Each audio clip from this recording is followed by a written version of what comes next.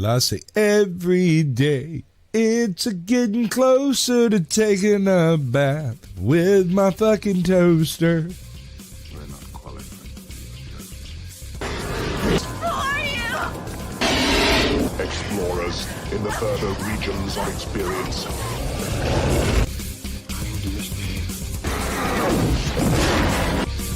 Did you not listen? Then the hell with you.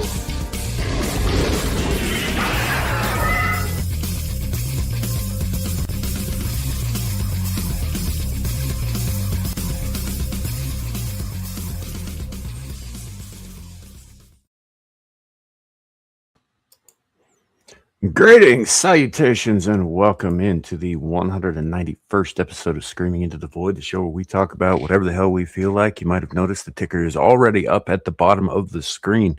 Yes, it's going to be that kind of episode. Welcome in, everybody. My name is Samuel the Infamous, and joining me today, so far, the only one who bothered to show up, Caucasian Sasquatch.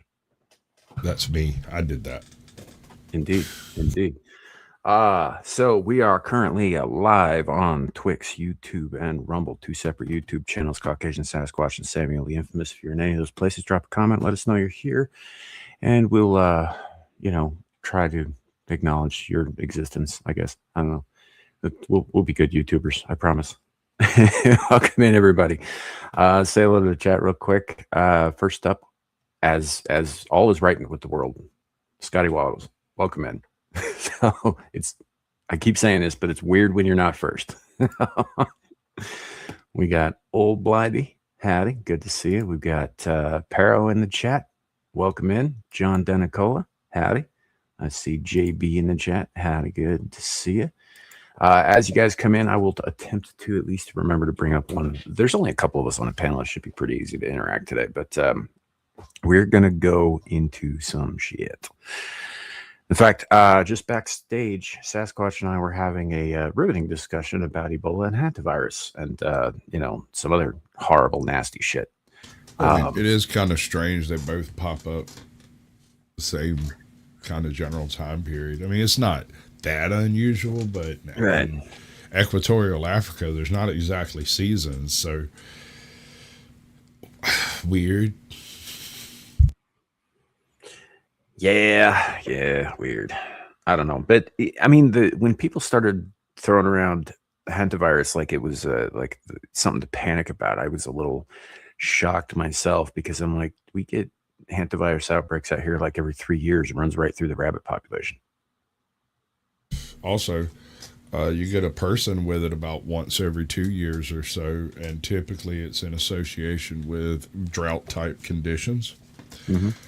Because the rat droppings don't aerosolize properly unless it's really, really, really super dry. Now you can create those conditions in a closet or, Sure. attic or something like that, but that's generally a high desert Southwest type of issue. Yeah. Well, I mean, like I said, I live in the high plains. We get it out here too, and it is a fairly dry location, so it does happen. And it's like, yeah, obviously it's dangerous. You don't want to get this shit or whatever, but it's not untreatable. It's not like you just got bit by a boom slang and you got 8 minutes before you do about it. Really? No, not terribly much, but as far as like actual human deaths go from it. Yeah. Well, no, most people survive. The problem is dehydration. Like when this shit gets a hold to you and you start leaking. First of all, you feel like you have the flu at first, and then you sneeze and there's blood in it. And it's like, holy shit. And then it gets bad. Right? Like the worst flu you ever had times a billion. John, we will be getting to that, actually. That is one of the main topics today.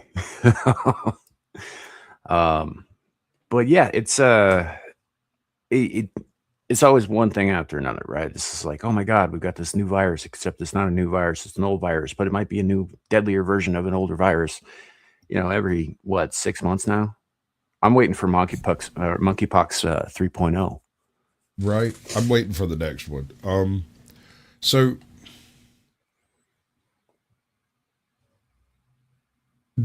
all right. I can't remember the name of the book.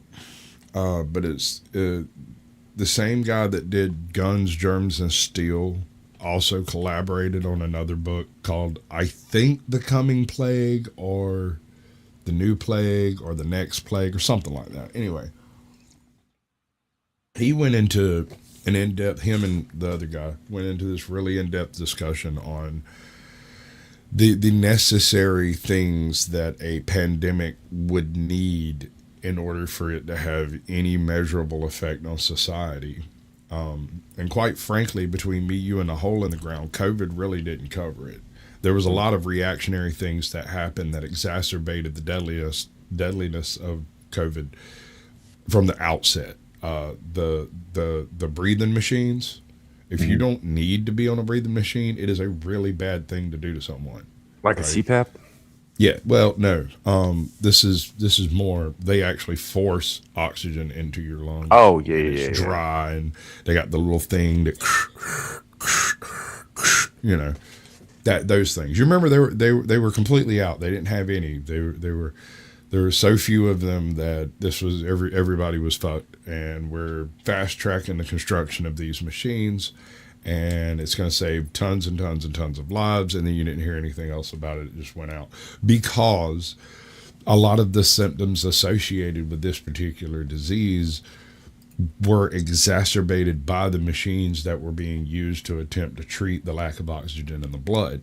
And so these things can cause lung damage, especially if they're not properly calibrated or properly put together, or being operated inappropriately, or, there's all kinds of things that can go wrong with those. Whereas as long as you can keep a person breathing, they'll probably get over it. Indeed. Arctic Timberwolf, yes, that is correct. My name is Samuel. It's, but there's always something. There's always some new scare coming up. There's always some, we all got to do all these life-changing things to prevent, mass casualties from new virus of the week kind of shit. This seems to be a recurring theme, especially in the last 5 years. I mean, it's been around. This kind of panic has been around for a while. I mean, you go back, and sometimes there are mass casualties. I mean, the Spanish flu did kill a lot of people. Yeah.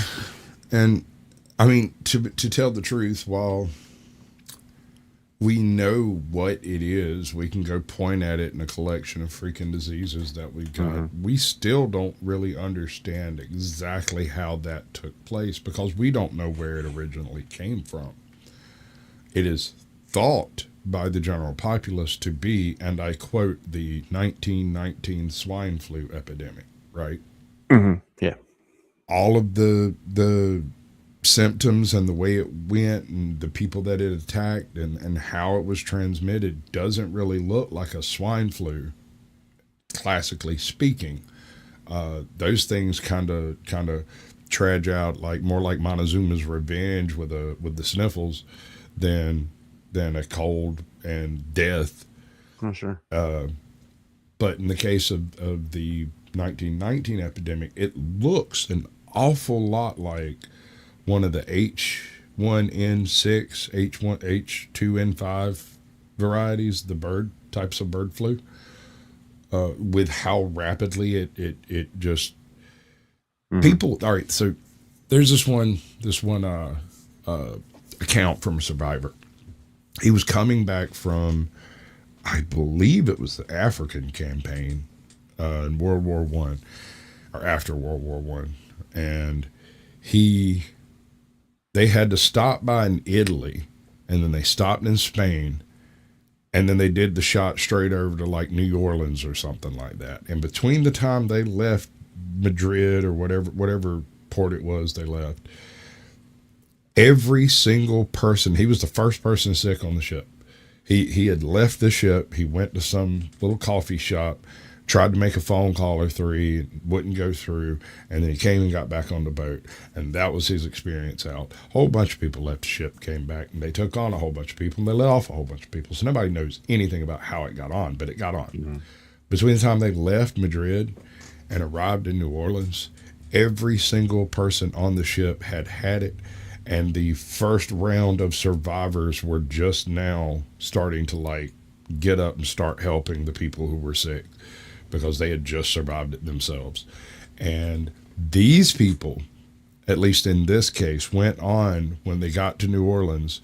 They, most of them just fucked off to wherever they were from. But a handful of people, there were so many dead people on the ship that the port was like, hold up. What in the world is going on? And then the next ship came in. It was the same way. And the next one. And the next one. And so the Port Authority at first was like, nobody's leaving. And then they realized that they were missing 20% of the people that were supposed to be on the ships. And the captains were telling them that we threw them overboard. And they're like, what the fuck do you mean you threw 20% of your passengers overboard? Well, they died.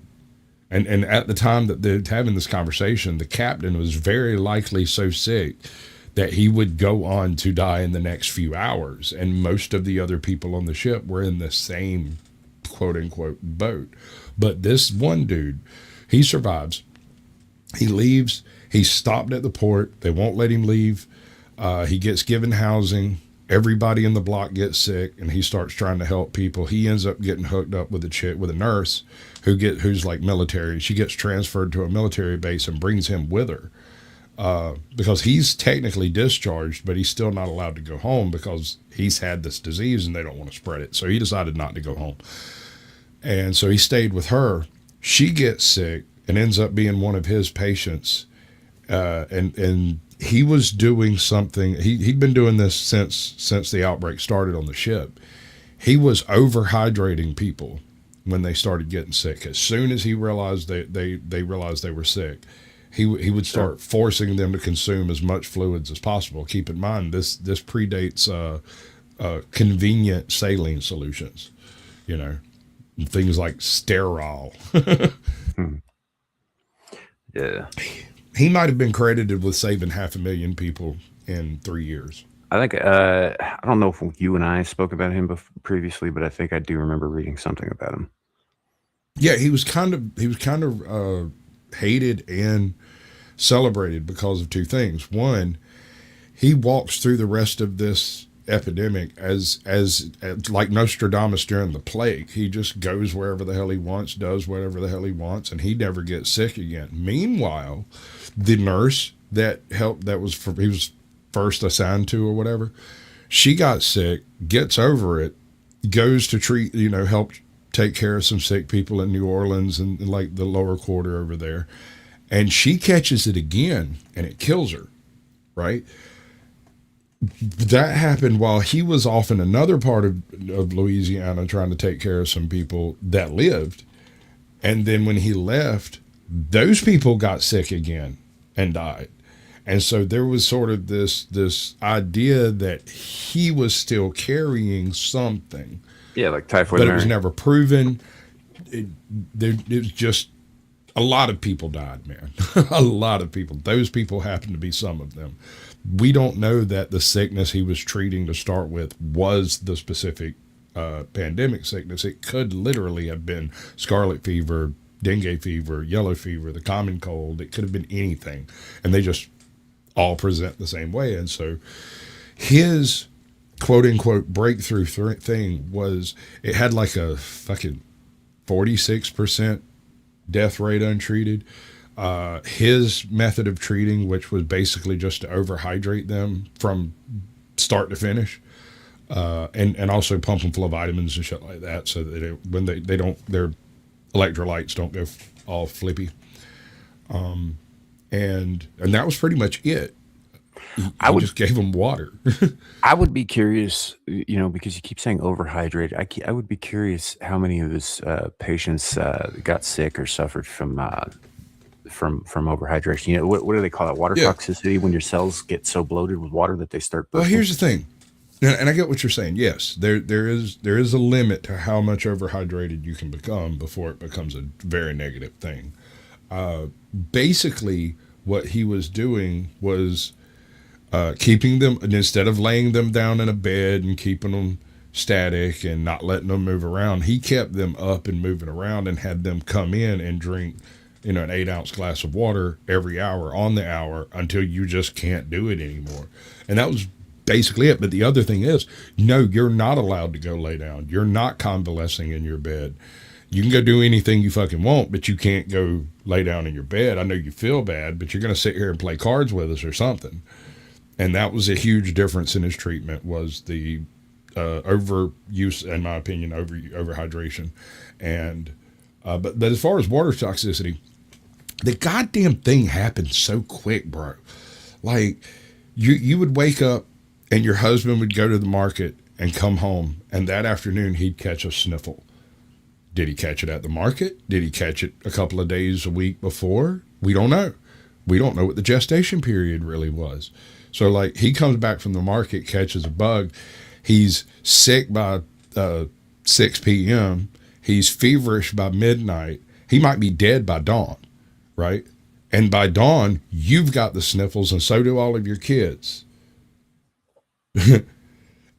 So by noon the next day, everybody's bedridden in the house, and there's nobody left to bury the bodies by dinner. Like, it was wildly quick. And so the overhydration thing may or may not have had any effect at all. I don't know. But definitely keeping them up and active seemed to be beneficial in some way, because those people survived at a much greater rate than others. I think that's probably pretty par for the course, though, too. Is like, the body in motion is like they kept saying all through the most recent thing here, exercise and sunshine, man. Vitamin D and exercise. That's and a lot of the people who adhered to an exercise regimen and got outside in the sun and all that shit and got their vitamins, got their juices flowing and shit, did okay even when they got sick. There is something to that. Certainly, because you gotta think, man. As hell. Like, almost fucking killed me. Right. Well, think about how long has virology been really a thing? Right, a couple hundred years, maybe.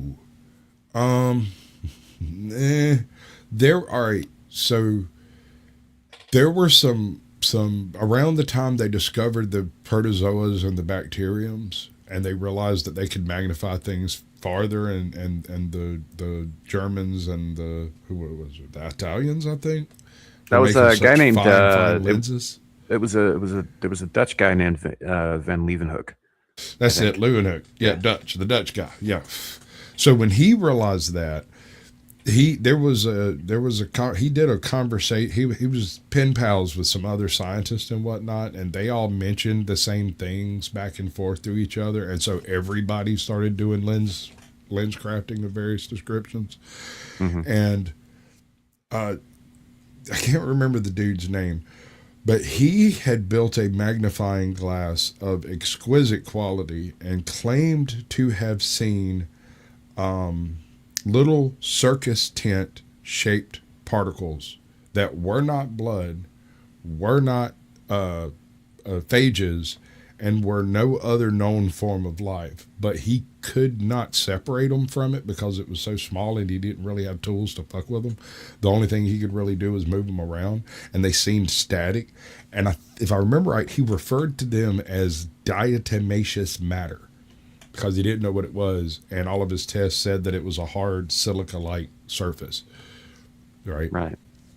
So he couldn't tell you what it was he had seen, but he did know that it was something, and he found it in association only with certain people, which was another thing. And later he identified a half dozen other shapes that were associated with the same size.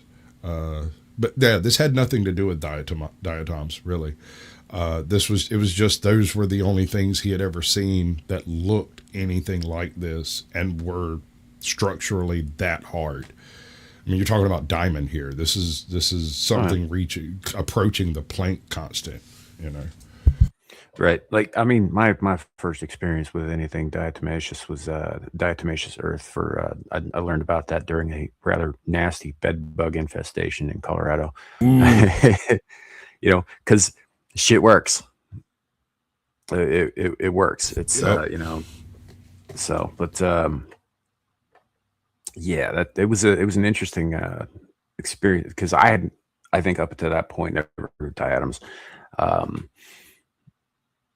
mean, it makes sense. It's just, basically a compound. How much formal biology have I had? None. I mean, nothing further than high school, but my high school biology teacher was an absolute fucking genius. She was way above and beyond your average biology. Well, and I have to high school. I have to point out here too, like my formal education ended at high school. My informal education continues as I live and breathe and continue to read and look into stuff. But that doesn't mean I'm an expert in any of this shit, and I'm not. And that's one of the reasons that I put that disclaimer in the description of every live stream is we're not experts on anything. We're just people talking. Right. If I had to say I'm an expert on anything, it would be like the American chestnut and pattern recognition. But the reason that I brought up the history of virology is because I think Van Leeuwenhoek was doing his thing in the 1700s. I believe. I might be mistaken about that. Somebody in the chat brought up Leonardo da Vinci. I think it was Arctic Wolf, actually. Arctic Timber Wolf. All right. So what Leonardo da Vinci was in the 1500s.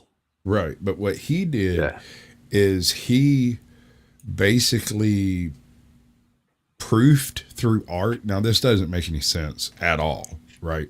But what he did was he helped people visualize the idea of what light does, and it allowed people later to be able to mathematically calculate the necessary convex structure of a lens, even though Leonardo wasn't nowhere near that point of actual production. He was mathematically there. He had figured out that if you had a lens at this diameter with this convection and this density, ... And he draw. Da Vinci was a special guy. He was one of those guys who had so many ideas per minute that he couldn't actually keep up with all of them, and he rarely followed through all the way down the rabbit hole with any of them. But he did lay the groundwork for a lot of other people down the road.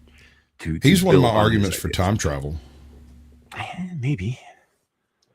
There's a lot to argue against that, but like it doesn't work. But well, no. That's not so much it. The reason I say there's a lot to argue against him being a time traveler is that his designs for tanks and rockets and stuff like that are complete bunk. But conceptually, they are on the right path. Right.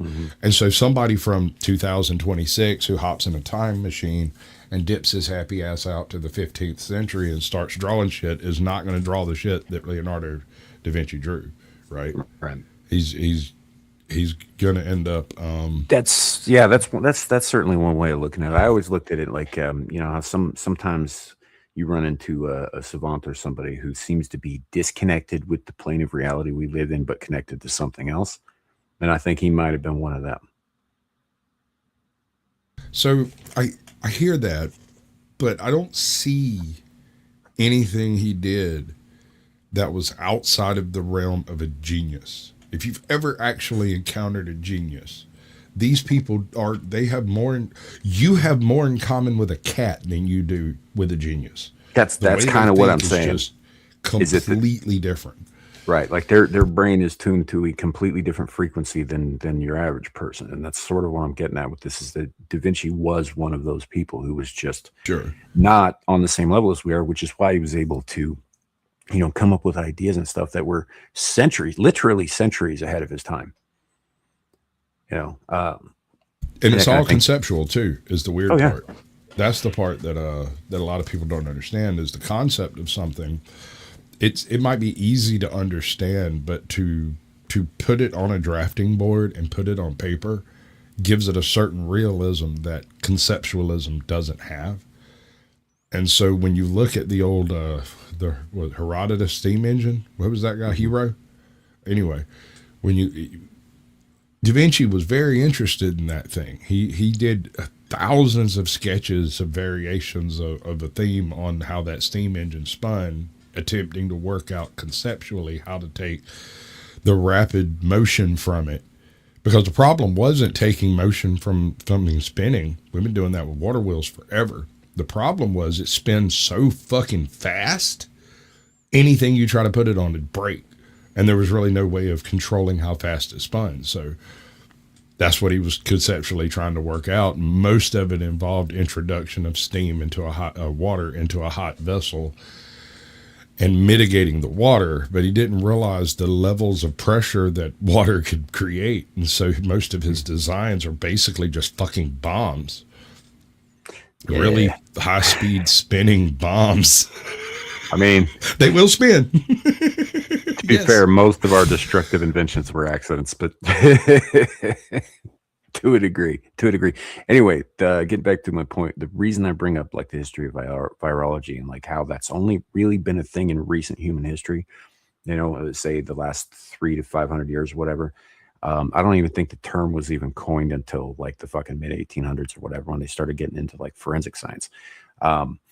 But the reason that I say that is because when they talk about, you know, sunlight and exercise being good for you and helping you stay healthy and shit like that, I mean, you can look back at pretty much all of human history, you know, and it's true with this, possibly the sole exception of the Dark Ages, where people lived in shit the whole time. The thing is you also have to keep clean and hygienic, right? But if you do that, you get exercise, you get sun, your body will handle most foreign things. Most. And I caveat that again with, I'm not a doctor, I am not a medical expert, etc. at all. YouTube, fuck you. But I think that's true, because like there have been exceptions, like with the Black Plague in the Dark Ages, right? But part of the problem with that was that everybody was living amongst rats, and everybody wasn't bathing either. They weren't cleaning the rat shit off, so it was just kind of compounding, you know, and the human shit and all of that. And it was just a very filthy time to be alive. I mean, we don't call it the Dark Ages because there was no sunlight. You know, we call it that because everybody was retarded. Well, so the period of Charlemagne's reign is really both interesting and extremely uninformative. You ever notice that? Honestly, I haven't looked too much into Charlemagne on account of the French thing. It's an odd thing, dude. It's a really weird. So the premise, Charlemagne was essentially a warlord who decided that he was the new emperor of Rome. Right. Because Rome was the most powerful thing they had ever encountered up to this point. And they had no idea why Rome left. They just he was the one. He was the one who moved the papal seat from Rome to Paris, correct? Right. And also basically started the concept of the Holy Roman Empire. Right. He did that idea existed before, but he sort of solidified it around a central figure. Right. Mm-hmm. And that central figure, and this is where things get weird. There are tons of references to Charlemagne, his reigns, everything that happened, all the stuff that went down in Paris, Versailles, and all that. But you take one step away from where the seat of power was, and suddenly there's almost zero reference to any of that shit. Like none of the monks in fucking Germany and Austria, none of the monks in fucking any of the Orthodox kingdoms to the east, none of the people in the west, none of them ever mentioned it.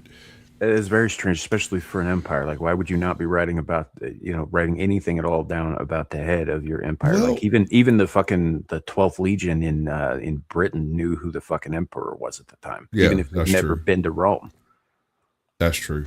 And yet somebody in Calais might not know who the emperor was because it had no bearing on their day-to-day life whatsoever, and they couldn't read. So there's that. But people one talk. of the weird things about it, people talk. But one of the weird things about it is he's such a central figure to medieval history, specifically the Dark Ages, that it's almost as if he's a placeholder for something else, right? As if Charlemagne was a code name for a group of people doing some shit or something like that. Because all of the things exist to say that he sat on the throne for that period of time, but at the same time, where's the stories? Where's the bard's tales? Where's the tavern tales? Where's the proof? Now, I heard someone explain it to me this way one time. Charlemagne took over as emperor not by conquering his neighbors, but by out trading them to such an extent that they had to join him as vassals. He basically bought them. Is the story. There were fights, and there were yeah. There were it was more of like arbitrary autocracy. Yeah, that was a joke. Yeah, I'm just saying. And you're not wrong, but at the same time, it's anyway. Basically, what he would do is his army would show up, and they would buy everything and set up their own shops. And then the people who wanted to stay in business would pay to stay in business, and that shop would move to the next town over or whatever. It was kind of like the mafia movement. It was really strange, totally different method from almost every leader previous. And the byproduct of that is there's not a whole lot of direct witness record of what he did. But then we have a whole bunch of court documents saying that these things happened, and yet there's no reference to any of it outside of, Paris and Versailles. That sounds almost manufactured. Almost, right. No, and that's one of the theories. But this one dude explained it to me like this. He said, imagine that every story you've ever heard about a leader is how warlike they are and how many people they kill. And then you have this dude who shows up and says, hey, nobody's going to get killed, but you're going to pay us taxes. And you're like, okay, you can't stop them, right? They're just going to take some of your chickens, and that's how that works. And so, but the difference is, usually when this happens, they come in and kill a handful of people, make examples of folks, take all your chickens, but a few, and you have to mob breed them back up, and everybody starves that winter, right? That didn't happen.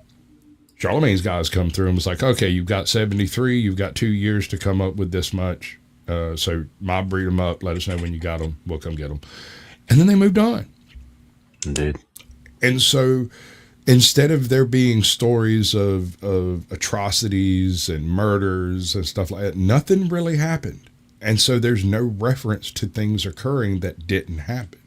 There are no fires, no massacres, no violent upheavals in association with Charlemagne's reign, because he didn't step on the people the way most rulers do. But he also rings so clearly to like a King Arthur figure as to seem fake. What's up, Mike? Welcome in, bud. Yeah, I don't know. Like I said, I hadn't really looked into Charlemagne too much. You hear his name come up, right? And they talk about him as one of the great emperors of history. But like, yeah, honestly, you're right, because I've heard his name. I've heard Charlemagne the Great. I've heard this and that, and he was around during certain specific formative events in Europe. But as to his actual involvement in any of it, no, I think you're right. I don't think I've ever heard much of anything. There's a couple of stories about him moving house from one location to another, and it almost started a war because he had there was some. The story goes like this: they were supposed to be meeting with some folks from like Germany and Austria and some other places like that, and something happened at the palace, and he decided to move to Versailles for the summer or whatever. But nobody told the guys who were coming because they didn't know exactly when they'd show up. They showed up, and Charlemagne wasn't there, and they decided that the place had been overthrown, and they go on the fucking lam to take off because they figure whoever the new emperor is probably going to be pissed that he was meeting with them. And so they literally kill the people that were guiding them there and then try to sneak back to Austria or whatever. And in the process of that, they ended up basically leaving a blood trail all the way back, and he dispatched a handful of folks to go get them and brought them back, I think, to Versailles, and basically sat them down and explained how you don't go, I don't care what kind of a king you are no king if you kill subjects. That is flat. You can't do that. Don't do that. And he stripped them of everything they had, shipped all his stuff back, and then made them walk back, if the story is to be believed. And these were princes and kings of Austria, Hungary, Germany. But that's where the kingdoms were. That wasn't what they were called. Yeah. No, that's, I don't know. I might end up having to look a bit more into that. This is exactly the conversation we really need to do for. Actually, but he's not here today because it's his birthday and he's spending it with his parents. So happy birthday, Shadow. Yeah, shout out to Shadow of Hawk 55. Happy birthday, kid. If you're listening, you shouldn't be though. If you're spending time with your family, what the fuck are you doing? Turn your phone off. Yeah, stop it. Get some help.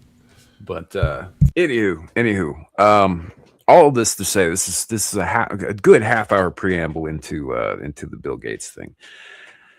The current Bill Gates thing, I have to say. Are we going to talk about ticks?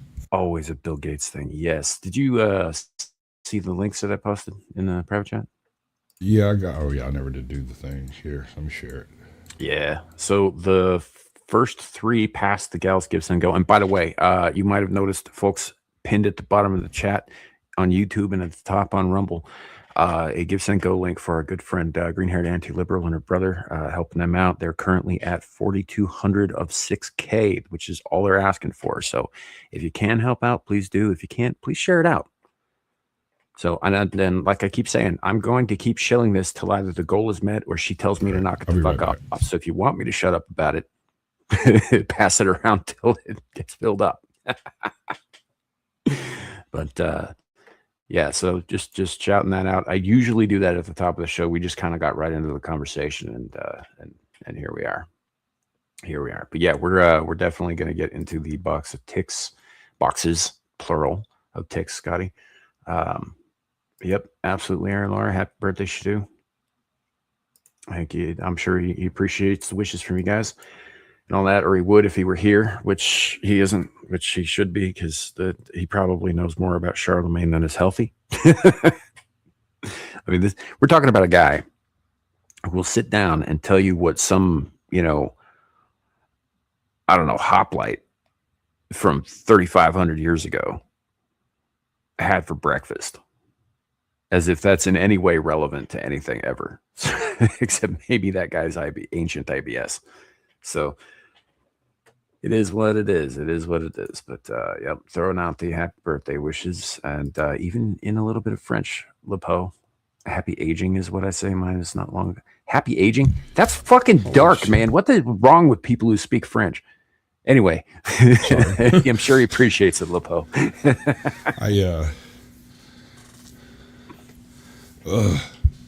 But I'm sorry. There was a bunch of screaming in my living room. All the Sasquatches in there. Oh, dude, last night on Abyssal Musings, we're in the middle of a conversation. I'm trying to make a salient point, and the next thing you know, my neighbors are screaming at each other in the fucking hall, and everybody can hear that shit through my mic, and I'm like, God damn it. Hell yeah. There's I'm just gonna sit here. I'm gonna mute my mic until they stop or somebody gets shot. So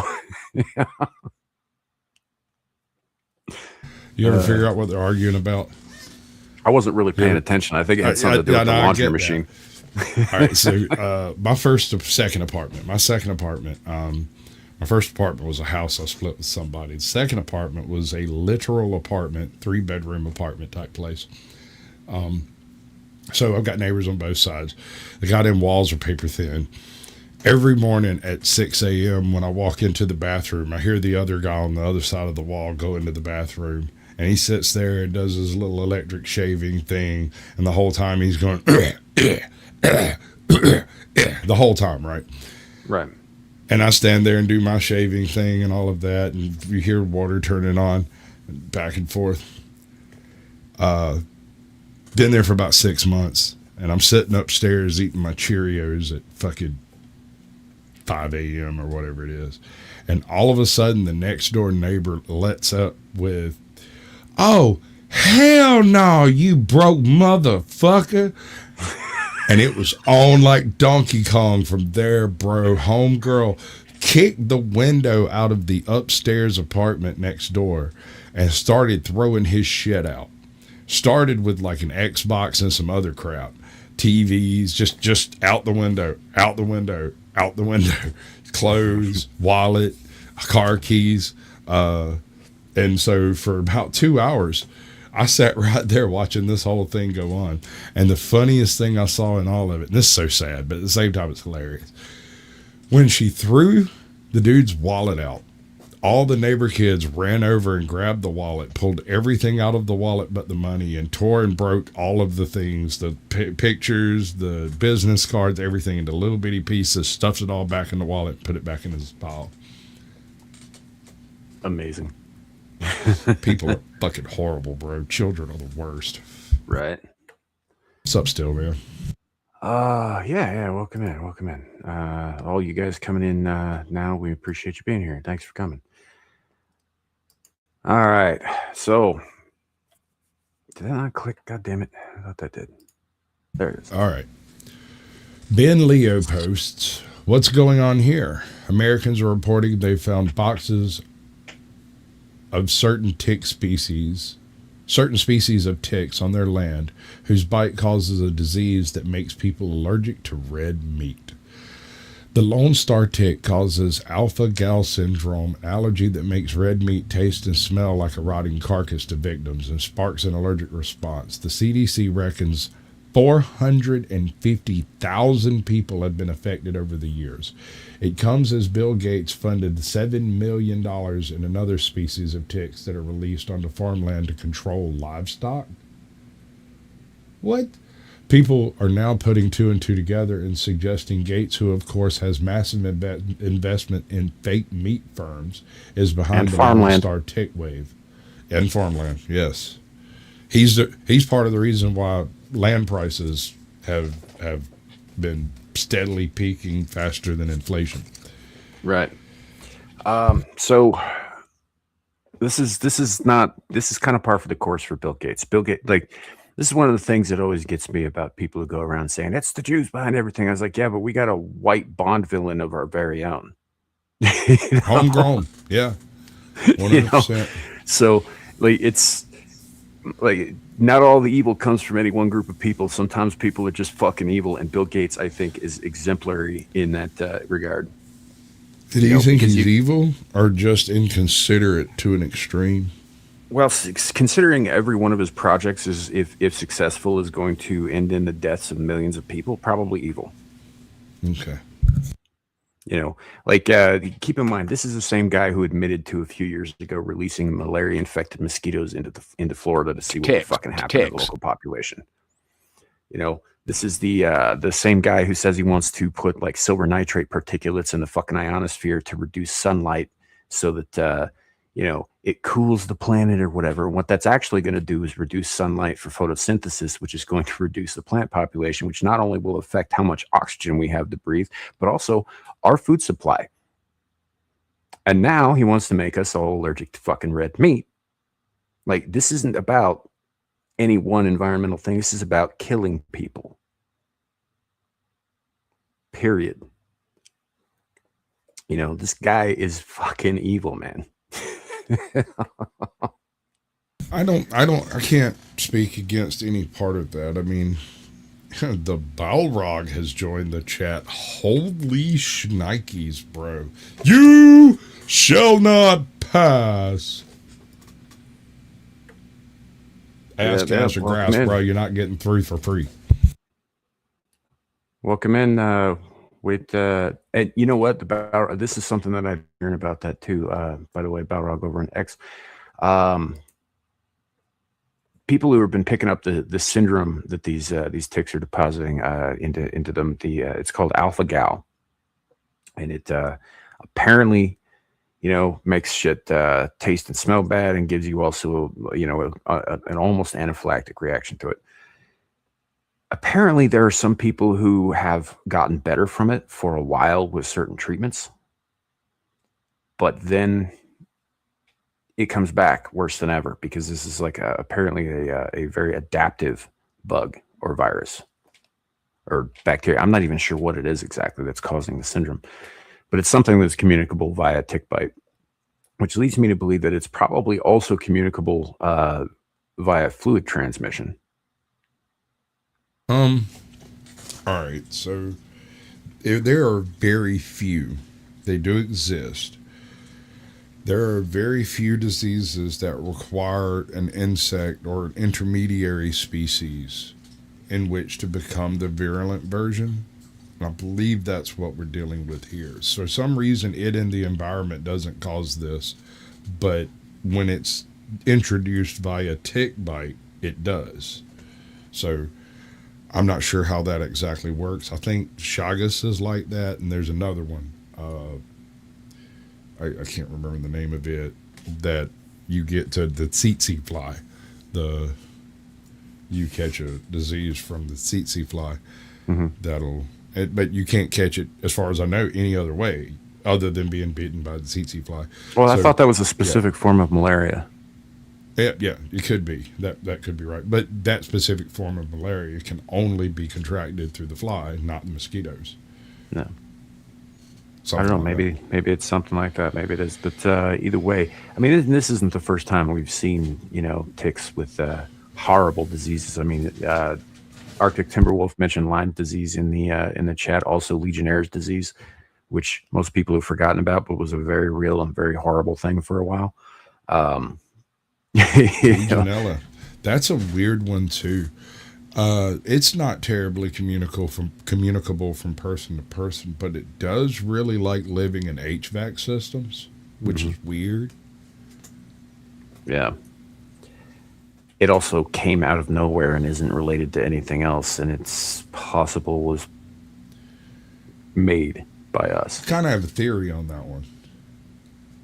So, I don't know, ever since the design of the HVAC system, occasionally people get randomly sick. In fact, there used to be this like urban myth that air conditioners could kill you. They'd make you sick. Right. And I mean, at this point, you could kind of see where that would have that grain of truth in it that makes sense. But it wasn't really, Legionella wasn't really identified.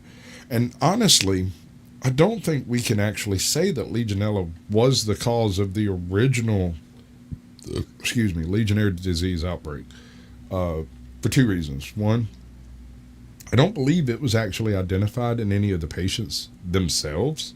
It was identified from a later outbreak that took place in the same location, in the same type of environment. And it became known as Legionnaire's disease, not because Legionnaires were the ones who were infected first, where they actually identified that, hey, something weird's going on here, and it allowed them to focus on the hotel itself, the venue, as the source, because it wasn't just Legionnaires catching it, although like 90% of them were Legionnaires at the time, because it was a Legionnaires convention and they were all in the same room.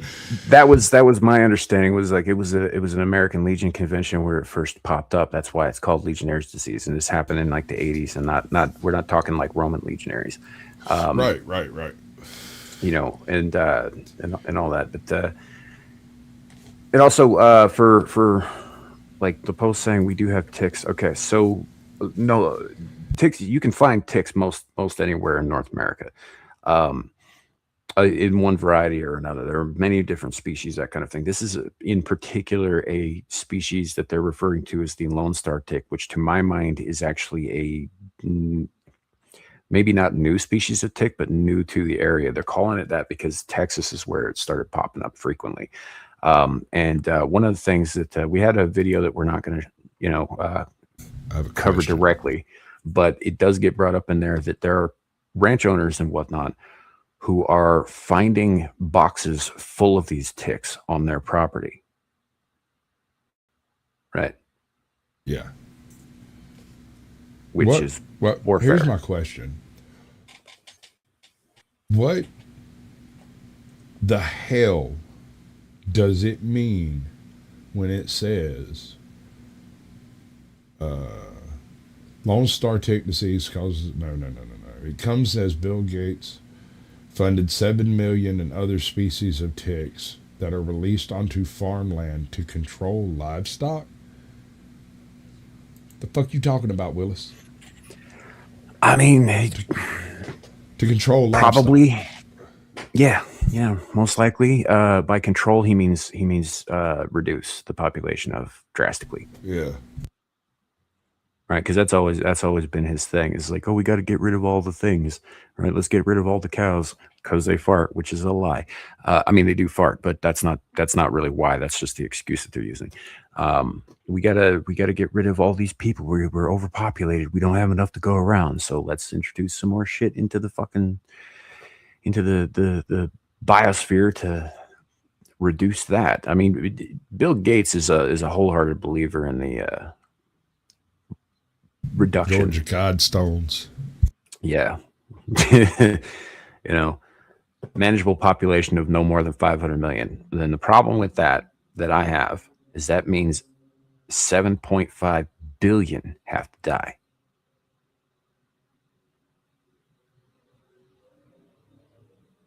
Can I do it? I want to do it. Dun, dun, dun. I really need to, I actually have that soundbite. I need to put that into the sound clips and string right here. Agreed. But he's one of these people. He's one of these globalist elites who wants to rule over a manageable population, who eat when they're told, breed when they're told, sleep when they're told, shit when they're told. We all wearing gray jumpsuits. We're all gonna look a uniform fucking almond color. We're all gonna have, like it's the idea. And I think it was said best in the movie Serenity, right? Is that sooner or later they come back around to the idea that they can make people better.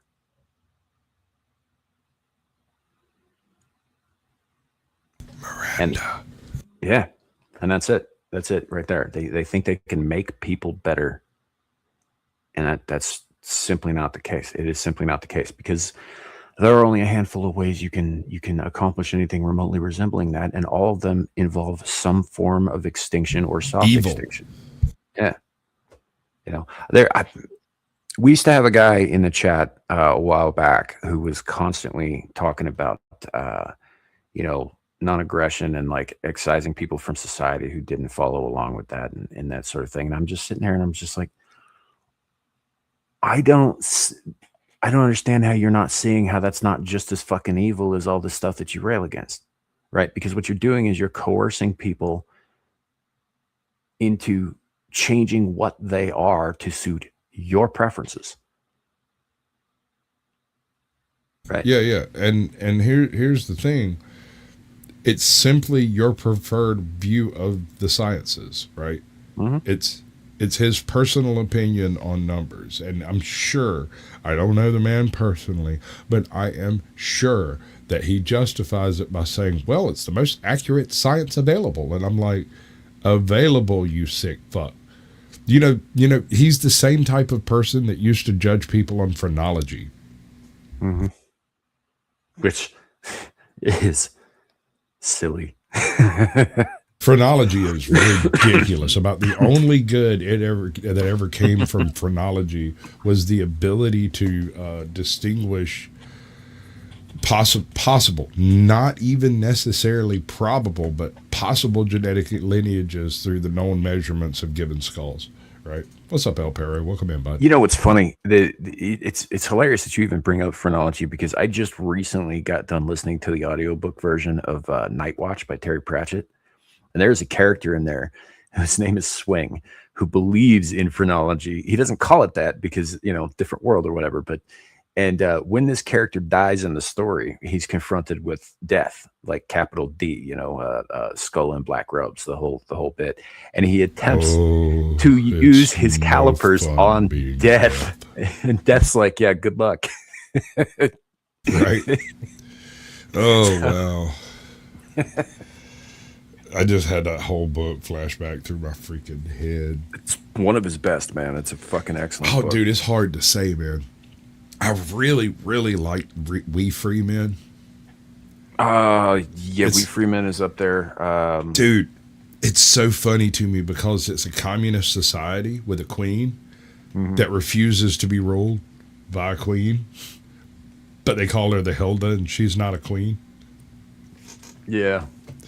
Nay lairds, nay masters, nay queen. So, but there is, I think there was a bit that we had, a WEF clip that we had that where they were talking about genetically engineering humans to be allergic to meat.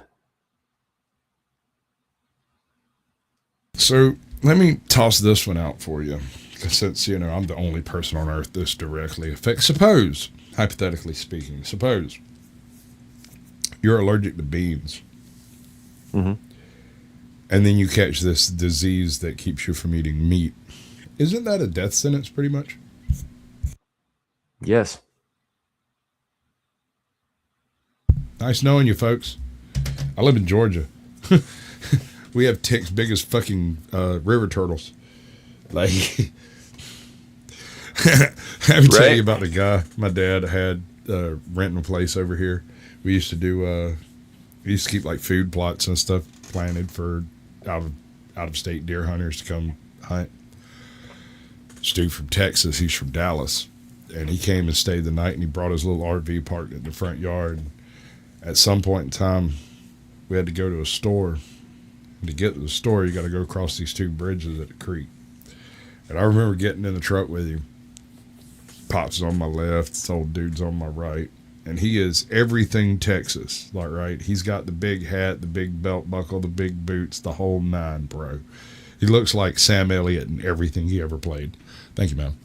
And we go out, we get in the truck, we riding down the road, and a hog, fairly big one, runs across the road.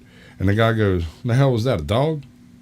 Pop's like, "Nah, it was a pig, man." He's like, "Man, Texas, we got these big red boars, and they're fucking huge, dude. They'll total your truck if you run into them. In fact, you got to have a cattle guard just to drive around in Texas because they're everywhere."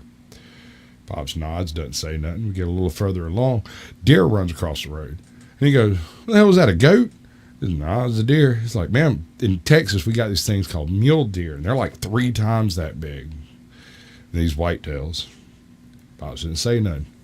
We got down by where those two bridges are over the creek, and there was a ginormous Zulu shield sized snapping turtle crossing the road. Pops never bumped the brakes. He just went in the other lane, went around him, kept on going. And the guy turns around and looks, "What the fuck was that?" Pop said, "A tick." And I sat there, and that guy's just, the look on his face, that bitch had to be 4 foot across. The biggest goddamn tick I've ever heard of. He never said another word about Texas the whole time. He's, "Welcome in, squirrel sniper." He just dropped it right there. Well, I feel the need. I pointed this out in somebody else's chat, I think, a couple of days ago. Might have been, I think it was Static 2020. Shout out to him. Here's the thing. With very, very, very few exceptions, certain scorpion and tarantula species, arachnids, and ticks are arachnids, do not migrate on their own. Now, you might get a tick on you and get on an airplane and it ends up in a new location. That kind of thing does happen. Most of the time, that's how mosquitoes get around, is they get into those, people be transporting tires and it rains and they, it builds up the fucking like water, stagnant water inside the tires, and they lay their eggs in there, and then the eggs end up 1,000 miles away. So you end up moving shit around like that. It does happen, but on their own, they do not migrate. Right. So when you're talking about like all of a sudden bunches of these fucking things just showed up out of nowhere in a location they never were before, carrying a disease no one's ever fucking heard of before, or maybe has heard of, but it wasn't very common before. That's not a natural occurrence. That's a weapon.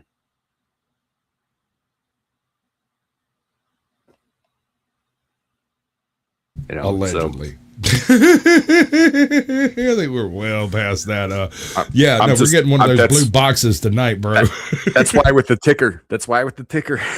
Yeah, okay, but we're still going to have a blue box, I guarantee you. It's entirely possible that we have a blue box. It is just one of those things, man. Yep. It's I don't know. I worry because this is not the first time that we've seen something like this, and I guarantee it won't be the last, particularly if it doesn't go as effectively as they're hoping. What do you know about the Third Reich's malaria project? Not a lot. This is an interesting thing. So, during that unfortunate business in the early 20th century, previous to the Operation Paperclip aforementioned over here, there was a group of scientists in Europe that were initially working on trying to cure malaria by basically breeding out the mosquitoes capable of carrying it. That was part of their plan. There was a bunch of different directions they were taking at. Once the war was on, though, they were suddenly tapped to try to figure out how to make malaria more transmissible. Right? How do we get this shit into the places where our enemies are? And keep in mind, these people had just invented an insecticide that would wipe out all mosquitoes that they wanted to wipe out. And so in their heads, they were thinking, okay, we introduced this disease in our enemies. We know that it's going to be there, and so we can treat ourselves against it. None of our soldiers will get sick. All of their soldiers will have problems with it, and their entire war base will be afflicted with this completely unknown disease from Africa by mosquitoes that turned out couldn't live there. And so what they did, this is fucking terrifying to know the level of like scientific know-how that went into some of this stuff. Instead of trying to introduce these mosquitoes directly to Denmark or Spain or wherever, right? They tried that, it didn't work. And so they started breeding the African Anopheles, the mosquito that carries malaria, in colder and colder and colder environments over generations, trying to reduce or increase the survivability in cold winters is what they were worried about. No, there's no end to this experiment. The war ended and these people fucking hid for the hills, and all we have is a bunch of documents from it and almost no results from any of the experiments that were supposedly being perpetrated at the time. But this group of people were also responsible for things, for designs of they wanted to, what was it? Fuck, I can't remember. It was something really innocuous. They figured out that if you put something like boron or borax or something like that in soil that has anthrax, that the anthrax becomes more easily transmissible to a person from the soil. And so they had this one guy whose whole idea, I can't remember what the chemical was, but there's a specific chemical that kind of supercharges its ability to infect a person. And they were talking about building aerosolized airplanes to spray this stuff all over enemy territory so that suddenly there'd be anthrax outbreaks everywhere, malaria outbreaks everywhere. And there was a handful of other diseases they were playing around with. That fucking place was diabolical, bro. Yeah. Hey, off topic, man. You remember how much bitching I've done about Trump doing shit while we're live? I'm sorry, what? I zoned out for a second. No, it's cool. You know how much bitching I've done about Trump doing shit while we're live on Saturday. Yeah, it's happening again, ain't it? The Secret Service just shot 2 people who were shooting at the White House like 10 minutes ago. Good job. I mean, more power to them. I don't know too much more than that, folks. That's like, I'm just seeing headlines. I mean, those bastards could have, waited another 43 minutes or so. 53 minutes. Damn it. I'm going to have to call up Ted Turner and have Ted Turner call Trump. This Mario Knopfel, son of a bitch. He's like, the suspect at the White House was reportedly armed only with a pistol. You can still kill people with a pistol, dipshit. What? Oh, God. Dude, why in the world is it all so very one freaking sided? Is California fixing to go red? Is that what I'm seeing happening? We'll see. I think they've been doubt talking it. about it, but I doubt it. But I mean, if there's a whole bunch of ramifications about this, no minority majority districts, that carries a lot of baggage with it. Like those minority majority districts are the places where things like vote farming, what's the other one? Vote drafting, and the ones where they go and get all the people from. It's one of the things where they allow you to go out and collect other people's votes to deliver to the voting booth, right? Mm-hmm. I can't remember what the word is, but ballot farming. Sure, Isn't that ballot farming? sure, something like that. Yeah, I don't think that's the word I'm looking for, but That might not be. it's close enough. Ballot harvesting. That's it. Yeah. Those places, that's California, that's Illinois, that's New York, that's all of these things. Everybody's supposed to get a vote, so people go out and collect votes for whatever candidate it is that they're. So, but how do you know? That's the thing. How is it that only the Democrats go do this vote harvesting thing, and only Democrat votes get through the vote harvesting process? Is what it seems to be, allegedly. But California has been earmarked Democrat for the past, 30 years, 40 years? Yeah, since Reagan, right? I think since Wait. Reagan was governor. Was Arnold? Arnold wasn't a Republican, was he?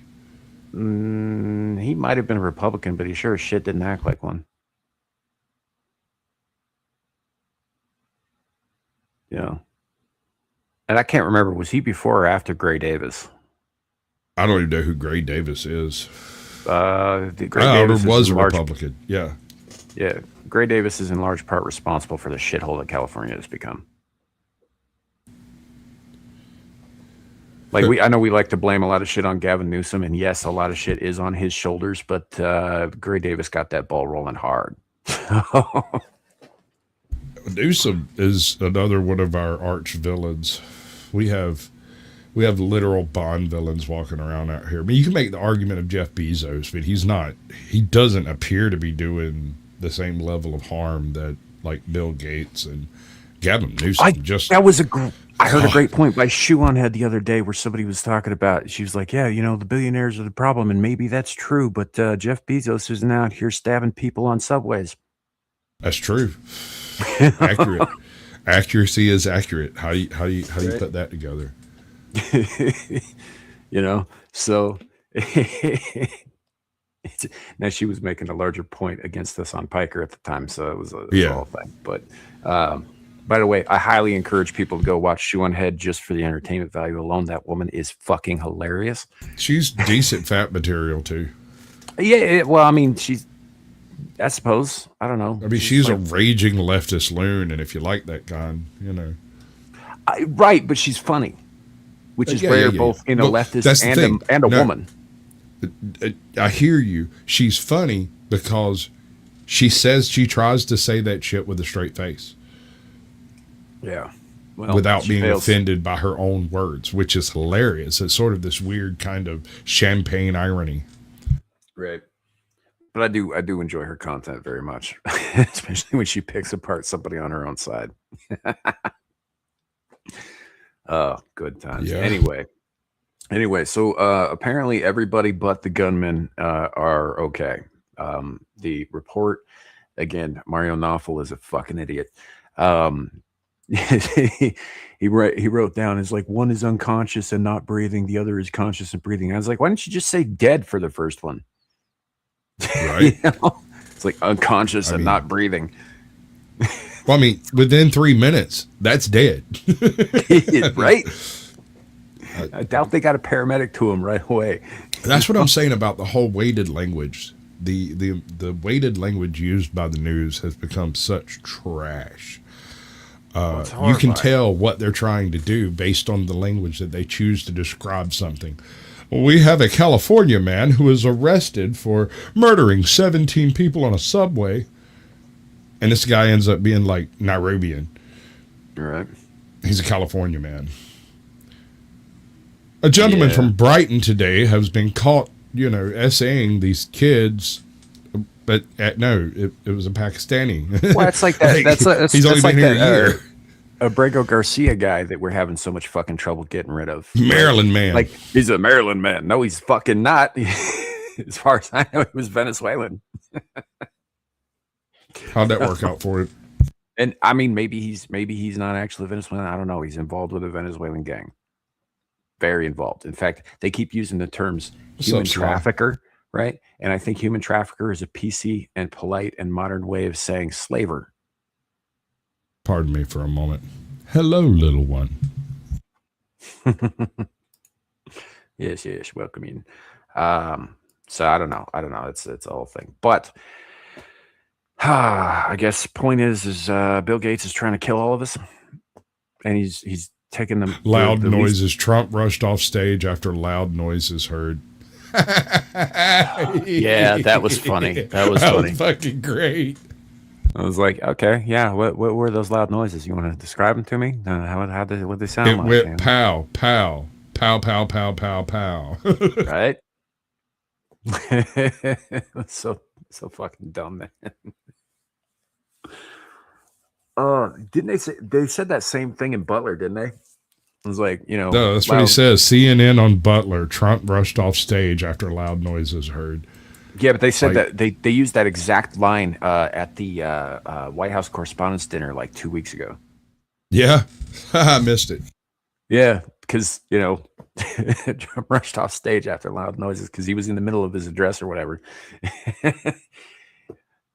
Oh man, this is getting fucking ridiculous, man. And he is always doing this shit on a Saturday. I don't know why he likes doing shit on a Saturday, but I stream on Saturday, and if I don't, like, I hate it when it happens while we're live. And the reason that I do is because I don't actually stare at Twitter the whole time we're fucking live. I'm having a conversation with you and whoever else is here.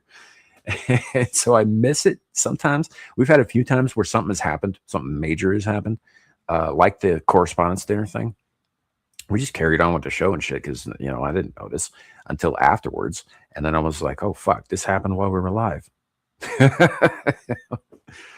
I don't know. We're not like a professional news organization here. We're live, and suddenly we went from like 22 people to 3. And I was like, what the fuck just happened? And then you're like, oh, wow, shots have been fired at blah, blah, blah. And I was like, oh, that makes sense. Yeah. I'm fine. I'm coughing, but I'm fine. Goddamn White House always upstaging my ass. Anyway. So, no, I'm happy. I'm happy everybody's okay, except for the guy who's apparently dead, who was one of the suspects as far as I know. I don't have a lot more information than that because, like I said, I'm not like glued to the Twitter right now. I'm not checking the news sources as we're live, that kind of thing. But apparently everybody else is okay. Secret Service did their job for once. So that's that. That's something you got to say, and I want to be clear about this. When Trump first took office, I swear it felt like the Secret Service had been handpicked to get that man killed. 100%. That first, actually, I believe it was the second attempt, the Butler one.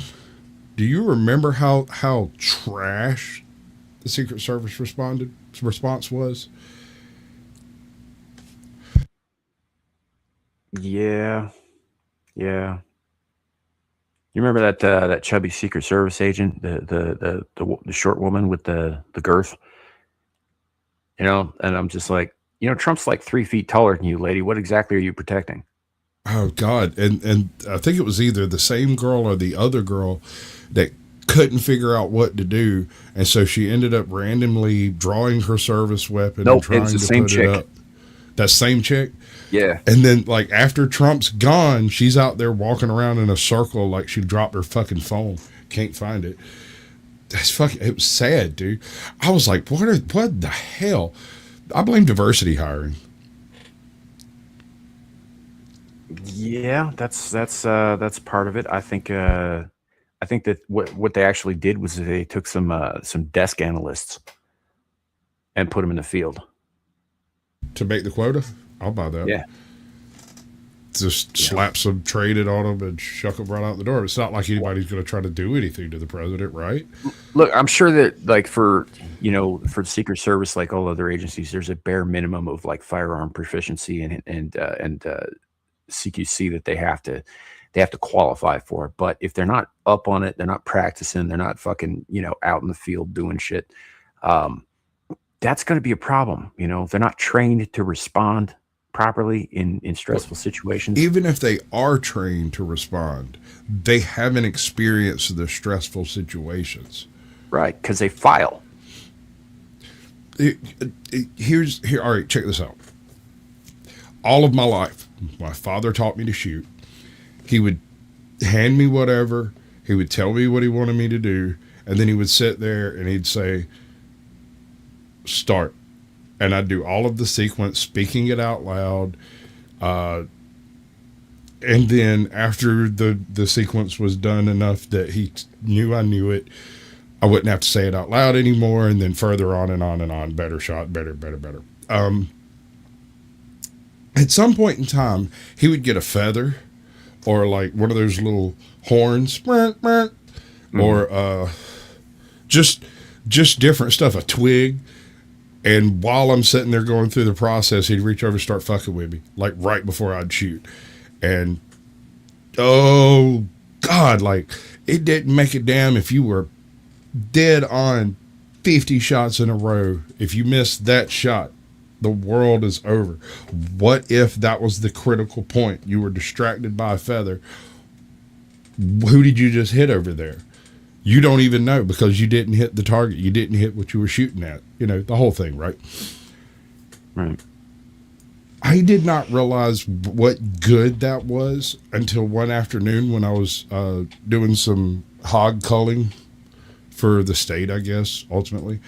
Me and my uncle rode up to a spot, and they're running the pigs with dogs in this direction, and we're just massacring them all because they're pests here. And just coincidentally, one of these bastards comes out of the woods not 10 feet from me. He just breaks out, slides to a stop for a second, and I'm like, holy shit. I'm standing there with like a 270. Like, I was taking this to someone else, and I was going to come back and get my gun. But I didn't have my gun. And so this thing comes running at me, and I split that fucker in two. Because that was beyond point blank range. But here's the thing. He wasn't charging me. He was charging my uncle, and he had his back turned. And I had 0.3 of a second to fire. And at the same moment that I did, my uncle was tapping me on the shoulder trying to get me to look at something in the back of the truck. He had no idea what was going on. And the 270 blows something approximately like a basketball out the other side under the right circumstances, and this was the right circumstance. He got blood smidged across the back of his legs because that fucker slid to a stop at his feet. The first thing he knew that there was a pig around was him looking down going, what the fuck is this on my shoes?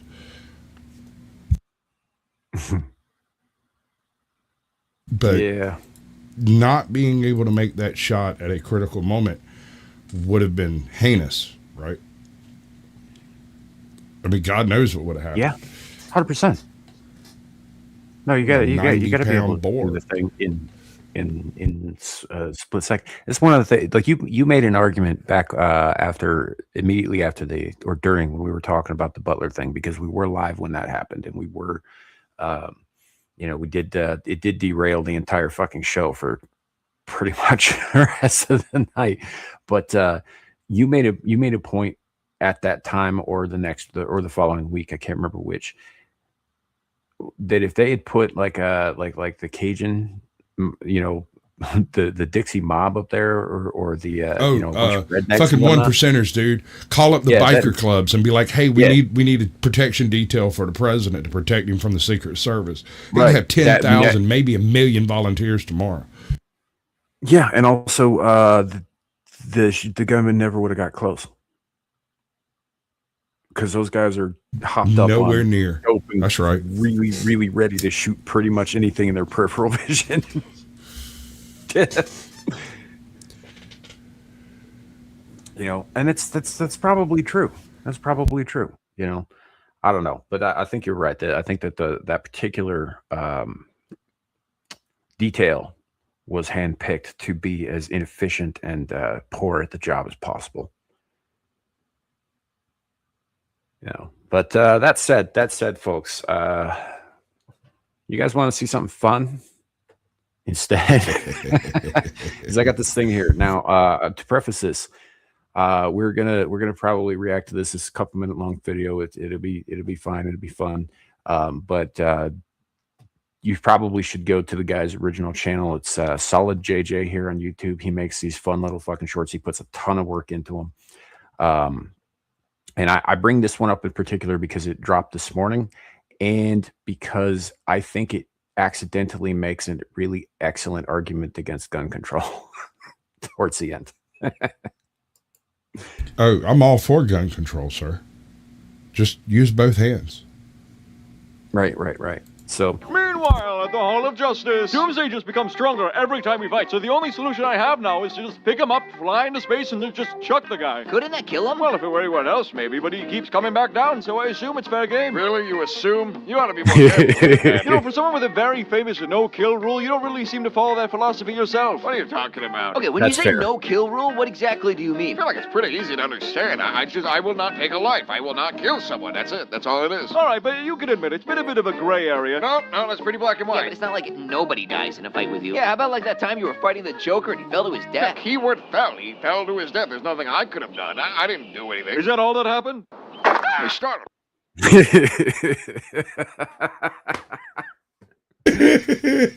Yeah, no, that whole no-kill rule's been bullshit since day one. I mean, He- look, if you go back to the very first 1939 Detective Comics, he is in fact using a gun. He is in fact shooting at people. And there's even another comic that came out in the 50s. It was actually takes place prior to that, where it was his dad in a Halloween costume with a gun shooting people. Yeah, he had a Tommy gun. You're like rat-a-tat-a-tat-a-tat-a. Right. There have been exceptions. All of the stuff, like generally accepted stuff that we know about, like for instance, Batman doesn't kill people, right? All of that is contingent on who the writer is and what era you're in, because there have been eras in the past, especially in the beginning, they weren't that careful about it. You know, the dude was based on the Shadow, and the Shadow murks people all the time. You know? To Shadow. Dude, he's one of my favorite superheroes. Partly, he's not even a superhero, really. He's just the Shadow. Right. He's basically a London ne'er-do-well pickpocket turned Sam Slade gumshoe. Sam Spade, thank you. Sam Spade gumshoe, right? But he just fucking murks motherfuckers out of the darkness constantly. Didn't he have a cane with a fucking 38 in it? Something like that, yeah. Something You like know, that. Who knows what evil lurks in the hearts of men? The Shadow. No, sir. No, sir. If you're going to do that one, you got to do it right. I don't feel well, or I would. Who knows what evil lurks in the hearts of men? The Shadow knows. The Shadow knows. Yeah, it's The Shadow knows. Yeah. So the other thing about Solid JJ's videos is that he tends to do his research, so he will include all of this like ancient fucking like golden age and silver age lore in there just to prove a point. Like he did one recently about Supergirl and when she married a horse. Yeah. I mean, like, I want to know what 12-year-old wrote that one. Yeah, that was some strange shit. Anywho, let's continue. Oh my god. Okay, he's a scary guy. Besides, again, I didn't kill him. He fell. I didn't help him up, sure, but that doesn't mean I had to kill him. I'm not responsible for So that. this It's actually, gravity hold gun. Well, isn't that a nice moral? This actually brings up a great point. So Batman Begins. Christopher Nolan's beginning of his Batman trilogy, right? Now I like that movie quite a bit, but the whole time Bruce goes on and on and on about how I'm not going to kill, I'm no killer, I'm not going to kill. Well, when he burns down Ra's al Ghul's house, how many fucking people died due to his actions? Right? At the end of the movie, when he says, I'm not going to kill you, but I don't have to save you, while he sabotages the machine that he leaves the guy on to die on, how is that not fucking murder? Premeditated in the first degree, sir. Right. Like he's like, I don't have to save you. I was like, yeah, but you created the circumstances in which this guy is going to die, and now you're going to leave him to it? That's murder. You are killing him. You did kill him. But I mean, there's so many more salient examples, though. Yes, Right. in most of his really hard, heartfelt, dude. And what was the name of that goddamn series? The one where the Joker moves into the fucking amusement park and he's got all his thugs running around like jesters and shit. And Harley Quinn's like his left hand commander or what the fuck Arkham ever. games? Anyway, the Killing Joke, maybe. Oh, yeah, maybe. Anyway, when Batman comes through that fucking place and leaves it in a fucking burning ruin, how many of them fuckers you reckon died? Probably quite a few. Maybe Half of them were tied up by the time it caught on fire. And no, he didn't set the fire, but he didn't go back and turn those motherfuckers loose either. Yeah. Yeah. He didn't even break stride, dude. He just went straight into the damn tunnel of love to go get the Joker. It's fucking true, man. It's fucking true. And so yeah, I like to think of Batman as not killing people too, because I do like the character of Batman, and I think that that's a great hard line. In fact, there was a comic. Do you remember when Jean Paul, whatever, the Azrael character took over for Batman for a while after the whole Nightfall saga? Kinda. Okay, so this that would've rings been a bell. What was the deal there? Right. So Batman gets his worn down and then is beaten and then his back broken by Bane in Nightfall, right? And then came the middle section where he's recovering and everybody thinks he's dead. So Azrael steps up to be Batman in this like basically fucking Iron Man Punisher looking crossover suit that's like ridiculously huge and armored and got spikes and shit all over it. And he, of course, is a religious fanatic who believes in punishing the guilty lethally. So he may not be the best choice, like morally, for this. And there comes a point in the story where he's facing a serial killer named Abattoir, which is that's a name. And they're in some factory or other, and Abattoir's hanging by his fingernails over like a 2 or 3 story drop or some shit like that. I don't know. It was something high enough to kill him. And Azrael simply makes the choice not to help him up. Guy loses his grip, falls to his death. And there's an entire storyline about why that was the wrong fucking choice. Yeah. And yet, it is literally Batman's go-to is to basically chase them until they are forced into a position of death. Think about the Tim Burton Batman when Joker's like hanging on to the rope ladder at the end of the movie from the helicopter, right? And Batman's like, "Here, I'm going to chain you to this loose ass gargoyle that weighs 800 pounds." Right? Oops. Oh my! Who could have foreseen that happening? Ew. Right? Or in Batman Returns when he just starts murking the fucking circus people in the sewers left and right. There's a flamethrower at one point. What's up, Wizard Media? Welcome in, bud. Yes, Scotty Waddles, good in. to see you. So that was all right. Somebody brought it up in chat a minute ago, and I want to address it. He said the two's talking about, yeah, sure, Batman doesn't kill people. Meanwhile, Casey Jones out here murking drug dealers left, right, and center. Casey Jones was a psychopath, brother. He's not a hero. We're talking Casey Jones from the Ninja Turtles, right? Yeah. Yeah, he's not a hero. Yeah. At all. Here's the other thing you got to keep in mind. The Turtles weren't exactly squeaky clean either. They were ninjas. Ninjas kill people. No. All right, so I know I do this every time we bring up the Turtles, but I have to. I can't not do it. I want to know how it is that 4 turtles who grew up in the sewers in Harlem grew up to end up talking like 3 white guys from the Midwest. Yeah, that's... So if you're unaware of this, and I can't tell you to go look for it, there was a group of people who later did World Star stuff who redubbed the Ninja Turtles as 4 black guys from Harlem.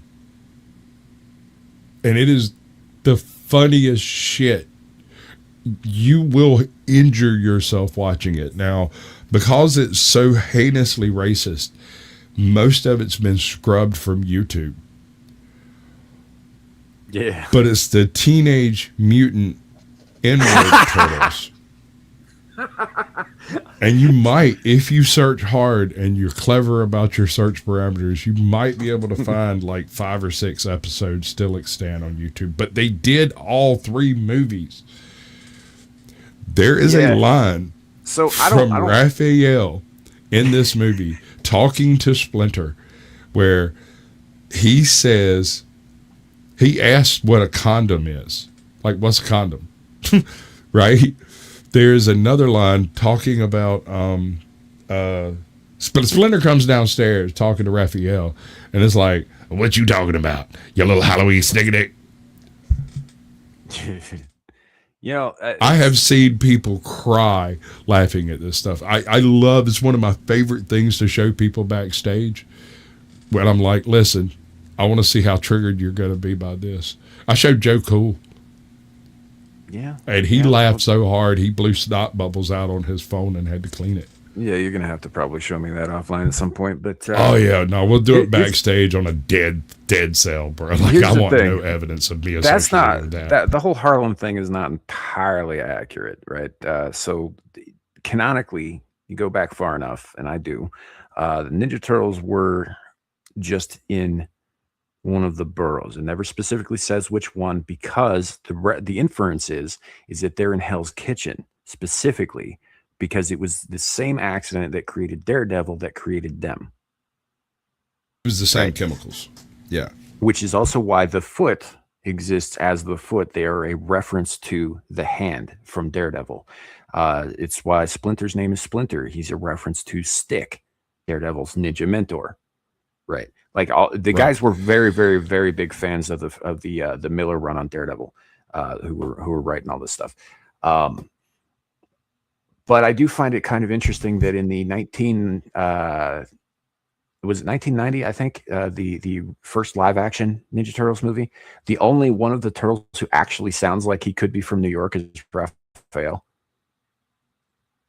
And he does. He sounds like a New Yorker. He talks like a New Yorker the entire fucking time. But meanwhile, Michelangelo's out here sounding like fucking Spicoli from Dazed and Confused. From fucking South California. Yeah, from SoCo. Right. And he's a burnout surfer. Shit. And then one of my favorites, dude, this is the best, is casting Corey Haim for the voice of one of them is one of the most hilarious things. It was Feldman. It wasn't Haim. It was Feldman. Feldman, my bad. Feldman. He was Donatello. Yeah.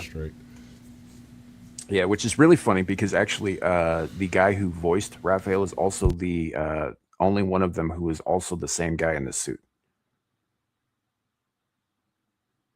So anyway, that's neither here nor there. I do find it funny that he's the only one who sounded like he was fucking remotely from New York. Yeah. Yeah, I don't know, the redub, the World Star, I can't remember who the guys were. They had their own little comedy thing that they did for a while on YouTube, and very early YouTube. Right.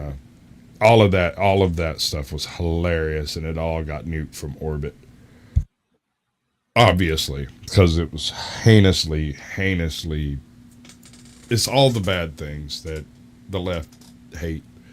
It was all of it. Right. What was it? I mean,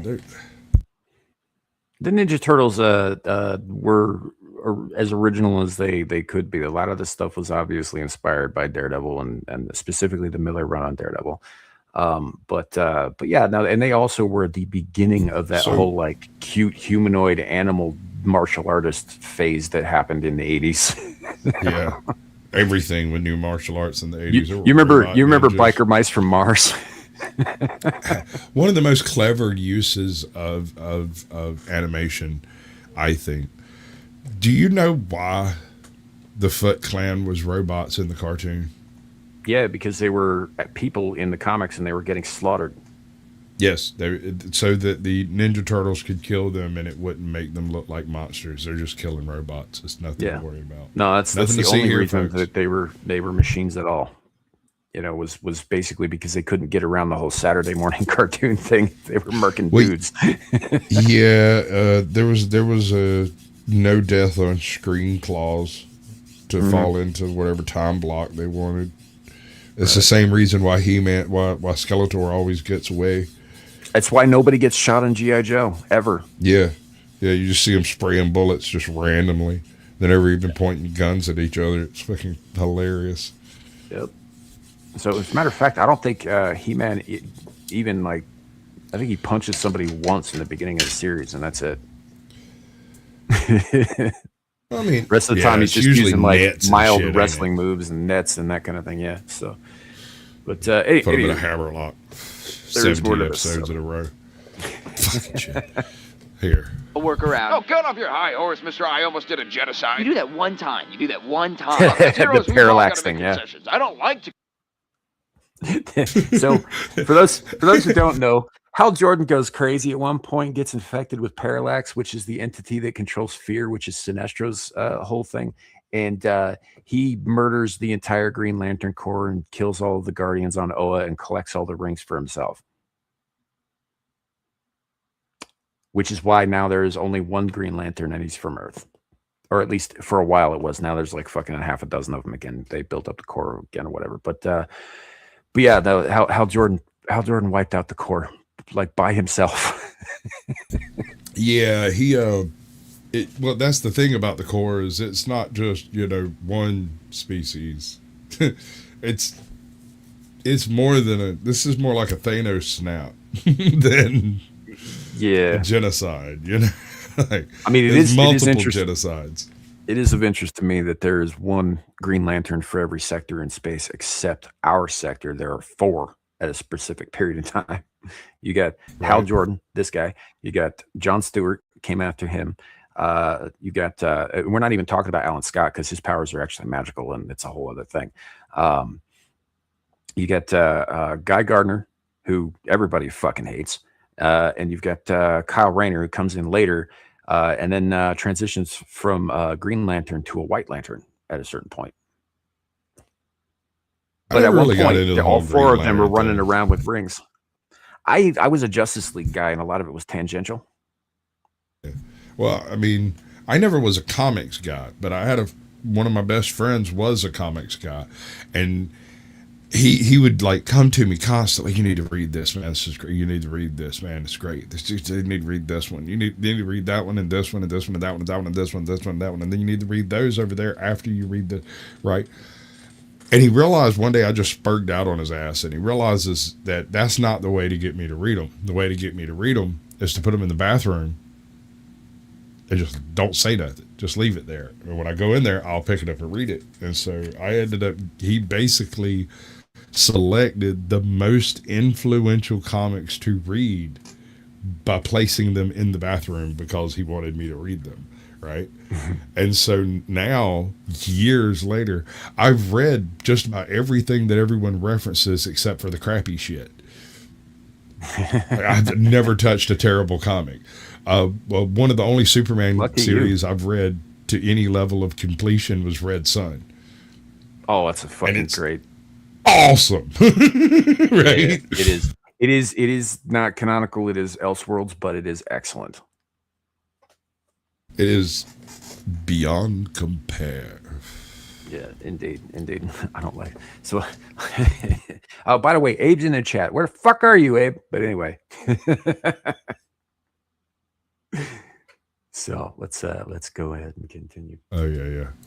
Commit violence, but sometimes that's the only way to stop crime. Don't say that like we're all doing the same thing. There are levels to what we do. Like there's the level where we're at, where we punch and kick people around and then throw them in jail, and then there's the level of you where you put them in like fucking forever comas. What I'm hearing is I'm a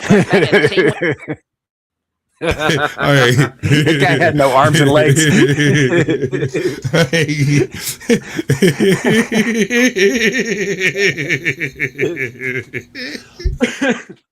I mean, it's a good point. He's not wrong. I mean, how many times has the villain ended up with both arms and both legs broken from a high fall? Like, that shit's happening all the time around Batman. It's almost like he's causing it. Real quick, Abe, Jessica Cruz came way later than the era I'm talking about. And then she was replaced by a male and female twin. Like, I don't know if they were twins or whatever, but they basically shared the Lantern powers. way later. The era I'm talking about specifically, though, was there were only 4 at the time, not counting Alan Scott. But I mean, it kind of makes a little bit of sense. The amount of bullshit going on in this particular part of space, in this particular part of the universe, in this Underscores particular got timeline. Yeah, I just helped gravity do its job. That's too right. There was one, I can't remember. I can't remember what arc it was.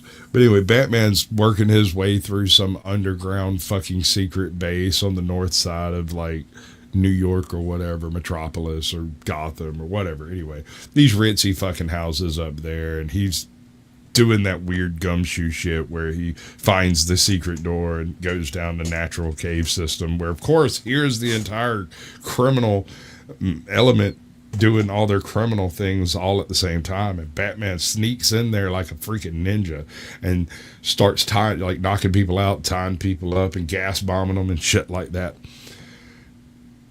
Later you find out that this particular cave system was once used to redirect the river in Gotham to build the dam, right, that powers Gotham today. And in the process of going through, one of the things he does is he leaves one guy.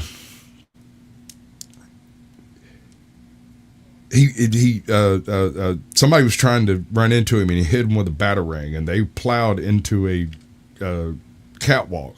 All the people on the catwalk fall down. One guy jumps out and is swinging on this damn cable hanging from the roof.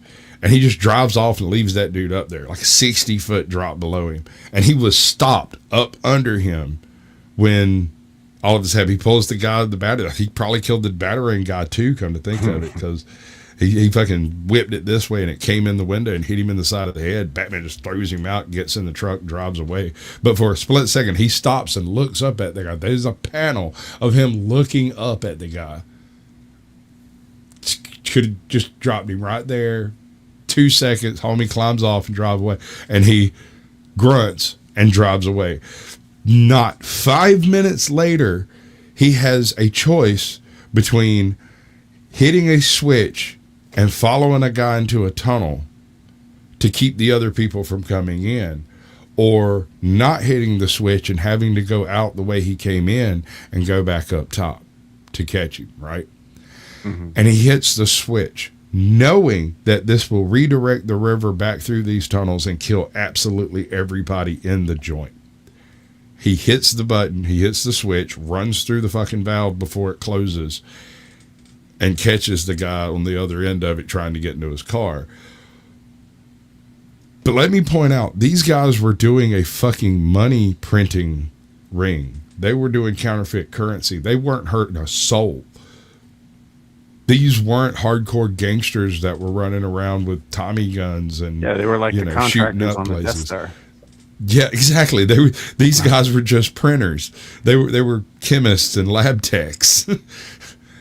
And when you think about it that way, it makes perfect sense that a ninja was able to fucking work his way through the entire goddamn group, leaving them all tied up behind himself, no chance of escape, and then flushes them out with the goddamn trash. Like, holy shit, that's diabolically evil. There had to be 150 people in that joint. Well, there were. There aren't anymore. Throw them in jail, and then there's the level of you where you put them in like fucking forever comas. What I'm hearing is I'm effective. Batman, the same way that you were like the What I'm hearing is that I'm effective. Your assholes keep coming back. My assholes are just an asshole. Minor attraction for life.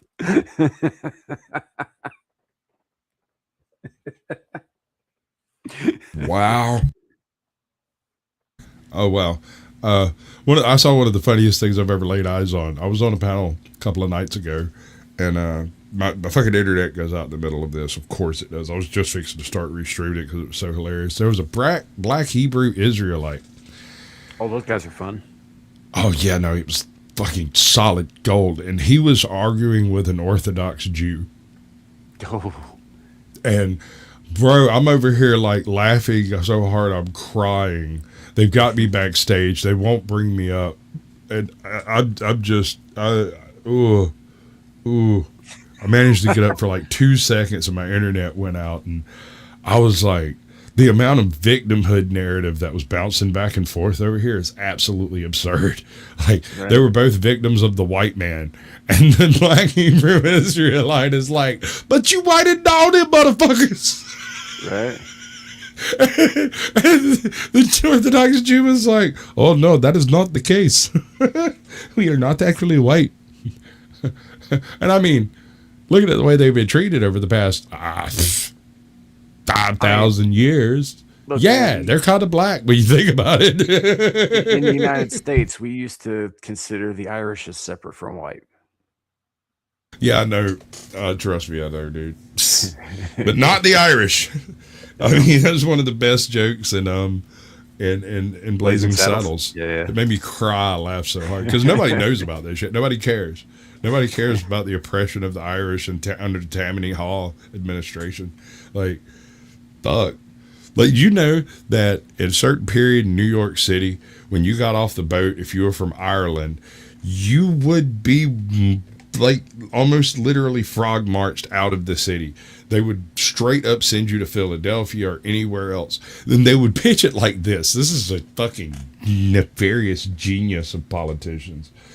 Congratulations, it's your lucky day. You get a free trip to Philadelphia, and we're going to put you right on this old horse cart carriage over here with all the bars on the windows, and we're going to take you straight over there. Your future is in Philadelphia today, right? I think they sent most of them to Massachusetts. Well, yeah, I mean, it was just anywhere but here. Anywhere but here. In Massachusetts, they could put them back on a boat and send them. So, yeah, it's probably a lot of them there. Yeah. Boston. So here's the thing. It depends. It depends on who they're talking to and what they're after, frankly. Right. What's weird, I thought this was really strange. In the middle of this diatribe going back and forth between these two guys that have both of them have completely absurd beliefs. There was, what was it? Dude, did the Black Hebrew Israelite keep bringing up like Edomites and mudslides? Dude, it was fucking hilarious. But hold on. In the middle of it, the Black Hebrew Israelite said, but in any event, we've got to break down the structured racism of the white man before we can go any further in any of this. And the goddamned Orthodox Jew agreed. It was the one thing that they agreed on with no further context. He was just like, oh yeah, that's very true. You know, and they went on to a different subject to argue about, like the 13th tribe or whatever the fuck. They went off about that for like a long time. And then they started hating on Mormons, which was even more hilarious because it was funny because they've heard about Mormons. They've never actually spoken to any Mormons because they had the broad strokes of it down, but the details were just all wrong. In my experience, that is typically the case. Is most of the people who bag on Mormons have never actually spent any time around them, ever. I've never met a bad Mormon. I grew up around Mormons, was raised Mormon myself. I am not a Mormon, but I know plenty of them. And no. I mean, yeah, some of them are shitheads, just like any other group of people. Sure. But what I'm saying is I have never encountered a Mormon that was rude, obnoxious, that was insistent, that did any type of covert contracting type bullshit. Every Mormon I've ever met were exactly what they seem to be, right? A religious, upstanding individual in his own community, which is a little different. To be fair, they did also give us both Mitt Romney and Stephanie Meyer. Well, Mitt Romney is comedy gold. Right, but giant piece of shit. And Stephanie Meyer sure. for the worst fucking girl porn ever created. Tell you what you do. I want you to do this. I really do. Something like this. It doesn't have to be Mitt Romney, but pick a politician. Mitt Romney would be a decent choice. And go look at the quotes these people have said in the past. Oh, some of them are delicious. Oh, yeah. I have none jump into mind at the moment, but like you hear a lot from AOC of all like the cow farts and everything like that. Okay, bartender, can I have another drink? You know what my very favorite thing that she ever said was? You remember when fucking Alex Stein was going after her on the steps of Congress a while back, and Vaguely. right. And so he was saying, big Latina booty over and over again, right?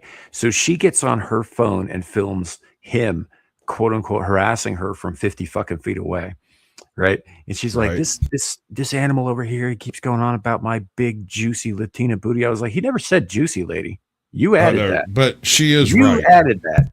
Oh, I mean, she is right. It is a juicy booty. It's objectively a juicy booty. I can't argue with her on fair. that I'm just point. Saying, Alex Stein never said juicy. Not once.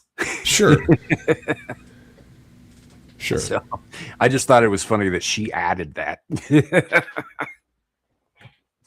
Yeah, but I mean, it's brilliant. Really, it's actually excellent. Marketship. Look, if she was wearing that fucking tight white dress, she looked good. I will say this: do not, people in chat and people out in the world at large, do not allow yourself to be mesmerized by the commie titties. Dude, I hear you. Here's what I do. Here's a good policy, and it's not 100%. Hashtag not all. When you meet a woman or a man for that matter, and they have the central nose ring, that is an immediate red flag. Do not engage. In fact, you will do better if you just avoid that engagement entirely. It didn't fucking used to be. That's the sad part. Actually, it was just that the people. Well, it was a red flag for other things. It wasn't like a it was other things. It was like you're going to get chained to a bed and like fucking rob kind of thing. There may be a kidney missing. There may be needles involved. Almost certainly, definitely blades, chains, possibly a whip. They're certainly going to want you to put a fucking leash on them at some point. Yeah. This is accurate. But it was a sex thing. It wasn't a commie thing. Well, today, if they've got the septum ring, they are almost guaranteed to be emotionally compromised and completely irrational. Yeah. I'll give you another red flag. Bird hands. Look, if you see somebody talking at you like this. Oh, yeah. No. That's you stay away from that shit. That's absolutely true. But, old Bliney, look. Commie mommy's a good looking woman. And it's not wrong to look. Shit that covers not only her collarbone but her neck. So, like, I appreciate a woman with modesty, even if she is a Bernie bro, which is unfortunate. Anywho, we keep getting like way off track, but I think we're certainly transforming the content here. Definitely. The peak of human capability, I think you have actually hurt people to the brink of what's possible before death, like the actual 1 percentile. All right. I admit I'm pretty fucking awesome, and I kick the shit out of people. No powers, by the way. No powers. Let's stop this episode. And maybe I do go a little far. Maybe someone jaywalked, and now he's not able to do much.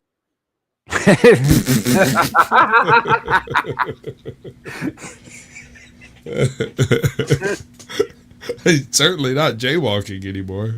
At least not without help. God damn, dude. This shit gets a little dark. Oh, wow. Much of that anymore, but you know what? Still kicking. Still alive. He's still able to move around. Come on, he's got his tongue. He can go move it around. You find that funny? It's effective. I'm sorry. If I break all their arms and legs, they're going to eventually come back, maybe. They're not dead, but they're sure as hell not going to do that shit again, are they? Are they reformed? They're reformed. No, sir. No, sir. They're now a ward of the state. Okay, but that's not reforming them. That's reforming them, like physically. Like they're not the same shape anymore. All right, what I'm hearing, though, is that I'm completely right, that I don't kill anyone, and it's totally fine that I keep doing that. Are you seriously not taking any responsibility for a life lost? Well, there is one. Jason Todd.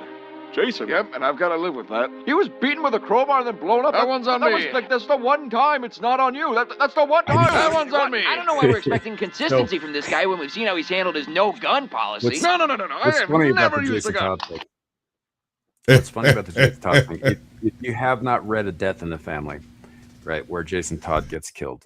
First of all, what's funny about it is that the editors put out a poll before they ever released this story, because they hadn't written it yet, asking how people felt about Jason Todd, and like it came back overwhelmingly that people wanted to see that character die because he sucks, because he did. So essentially what happens is the Joker lures Jason Todd to the Middle East by kidnapping Jason Todd's mother, and then captures Todd while he's there, beats the shit out of him with a crowbar, as was stated here, and blows him and his mother up. They die. They're just boom. They're dead and all that. Now Batman gets there just after the explosion, like minutes, maybe seconds after the explosion. Not enough time to save anybody's life. Todd's dead, right? So he goes on this whole I gotta find the Joker and fucking punish him thing for it. So how does the Joker get around this? He runs to the fucking Ayatollah. And he becomes Iran's ambassador to the United Nations, which grants him diplomatic immunity for any crime committed anywhere in the world. Oh, baby. It's a fucking wild story. But Superman's right here. That's like the one time it's not Batman's fault. I have never shot a gun. I've never shot a gun at people. I've never shot a gun at people with the intent to kill them. That was the 40s. It was free game. Oh, come on. They had their kids in the mines, and you could. I gotta see that again. Time, it's not on you. That's the one time. That one's on me. I don't know why we're expecting consistency from this guy when we've seen how he's handled his no gun policy. No. I have never used a gun. I have never shot a gun. I've never shot a gun at people. I've never shot a gun at people with the intent to kill them. That was the 40s. It was free game. Oh, come on. That was the 40s. It was free game. They had their kids in the mines. Right. Kids in the mines, and you could buy meth at the convenience store. There were no rules. Look, Bruce, we've all been there. No one here wants to kill people. Depends on the writer. But we've all been pushed to the point where there was... I mean, it does depend on the writer. Even Superman has killed. We've all been there. No one here wants to kill people. Depends on the writer. But we've all been... Yeah.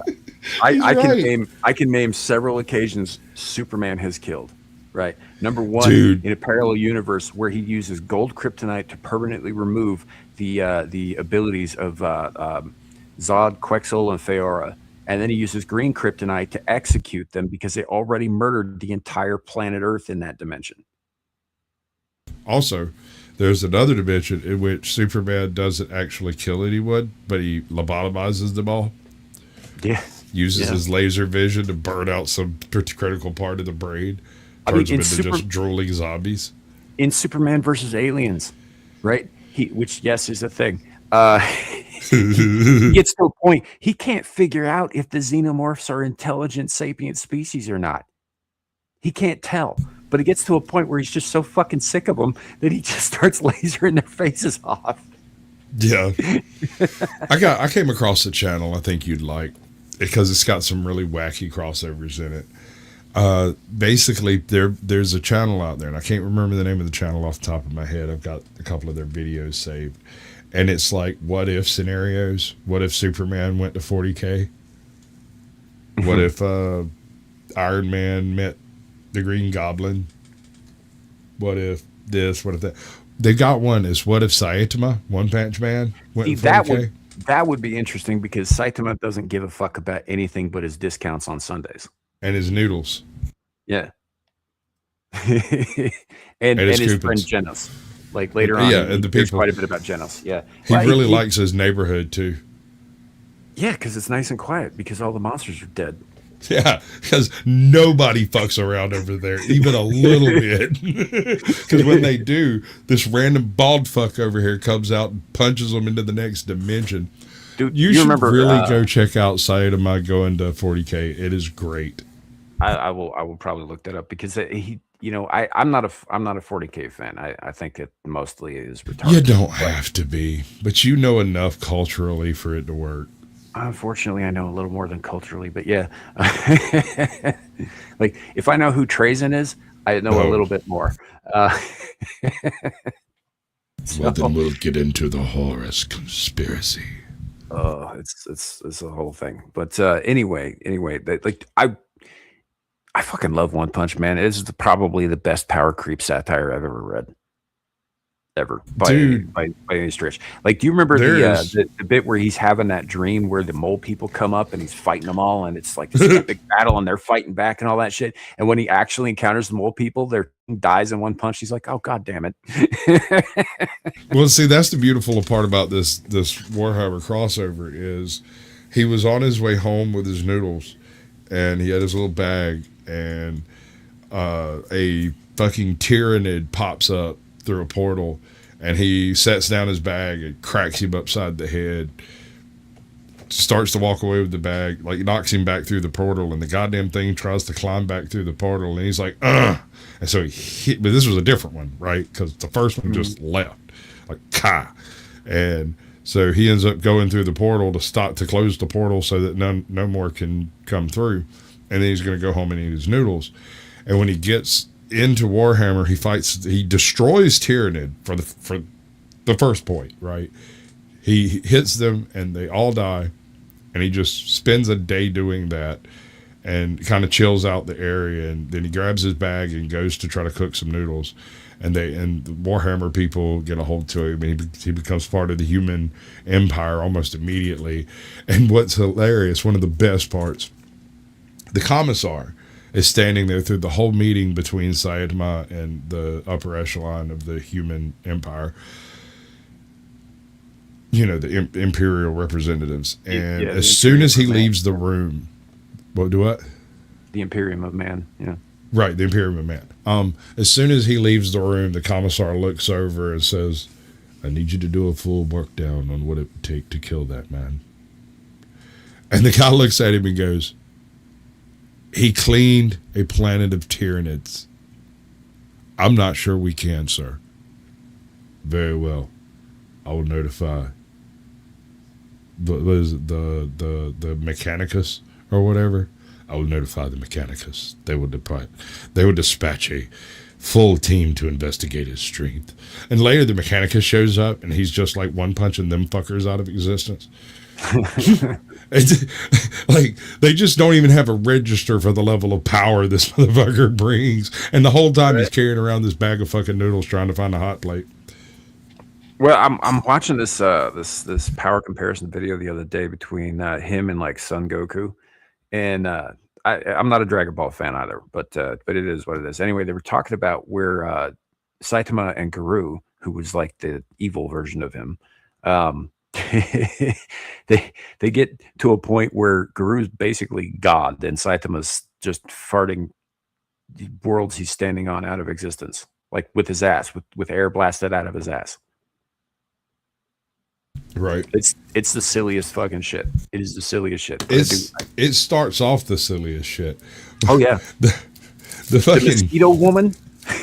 No, dude. Yeah, no, that's so stupid. You know, at the end of the episode, he's like, mosquitoes suck. One of the early episodes when his little homeboy sidekick dude Genos is like, hey, I need to know what you do that makes you so strong. He's like, all right, I will tell you. Oh, it takes him forever to fucking tell him. Yeah. 100 sit-ups. And 100 crunches. 100 crunches. And then you run, what was it, 10 miles, kilometers 5 miles? a day. It's 10 kilometers a day. Right. and homeboy's like, wait, I do that. I do more than that every morning. No, it gets better too, because it's not just, it's specifically his regimen is those things that you just mentioned every single day for 3 years until his hair fell out. Yeah, but I don't think it was 100. It's just a basic fucking exercise regimen. Yeah. Until his hair fell out. Well, he's too powerful for hair. Something like that. It's got to be. Yeah. Right. Pushed to the point where there was Same reason Dr. Manhattan's bald. Right. nothing else we could do. The best thing we could do is to make sure we never have to do it again, not pretend like it's never Look, happened. to tell you the honest truth, we have all died so many times. I've died multiple times, and I don't know. I guess like the sanctity of life has just been completely fucking lost on me. I mean, you know the whole world has died, right? Like the whole world has been wiped out. The whole world, everyone. There can't be anything after this. How would that even work? How the fuck would that even work? Would there be like 3 of us there? 4 of us? Like everyone? This is the shit that goes on in my head. You guys do not worry about me enough. Look, I just need you to understand. I feel the same way. Like I have this response that I trot out every now and then when somebody says some shit and I don't say anything, and I'm like, I'm never thanked for the things I did not say. Right. Shadow.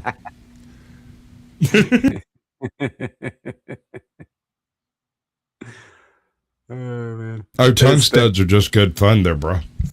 Yeah, yeah. No, that is one of, I think, probably my favorite lines in this particular video is you guys do not worry about me near enough. The things in my head. Understand this one basic thing. Just because you don't actively kill someone doesn't mean you're not partially responsible. If someone falls off a cliff because you didn't help them up, it's on you, man. Well, I'd argue that. Your logic is just very dangerous, Batman. I mean, if someone were to use a gun, right, and they shot someone, are they killing them, or is it the bullet flying through the air doing it? Is it the gravity, inertia, all that bullshit? Is there any way to even tie someone to a murder ever again? Huh. Well, I've never thought of it that way. So Right, yeah. Right no, there. We're all friends here. You know, we just want to. that might be one of the best arguments against gun control I have ever heard. It's not that it's a new argument, and I have heard it before, but the way he puts it there, I think it was inadvertent. But you just argumented against restrictions on the Second Amendment, man, and you did so very well. I like it. I Yeah. like it. Is I it the don't gun's hate it. fault? Is it the bullet's fault? Is it fucking inertia's fault? Or is it the dude who pulled the fucking trigger? Yeah, no, it's a tool, dude. Like, if you beat somebody to death with a hammer, it's not the hammer's fault. Right. I mean, unless you're in the UK, in which case they're going to ban samurai swords because somebody Ginsu knifed somebody. With a Ginsu knife, the not samurai UK, sword. dude, it just, I mean, like, the UK has become a bizarro world parody of itself. Mm-hmm. There is some wild shit going on over there.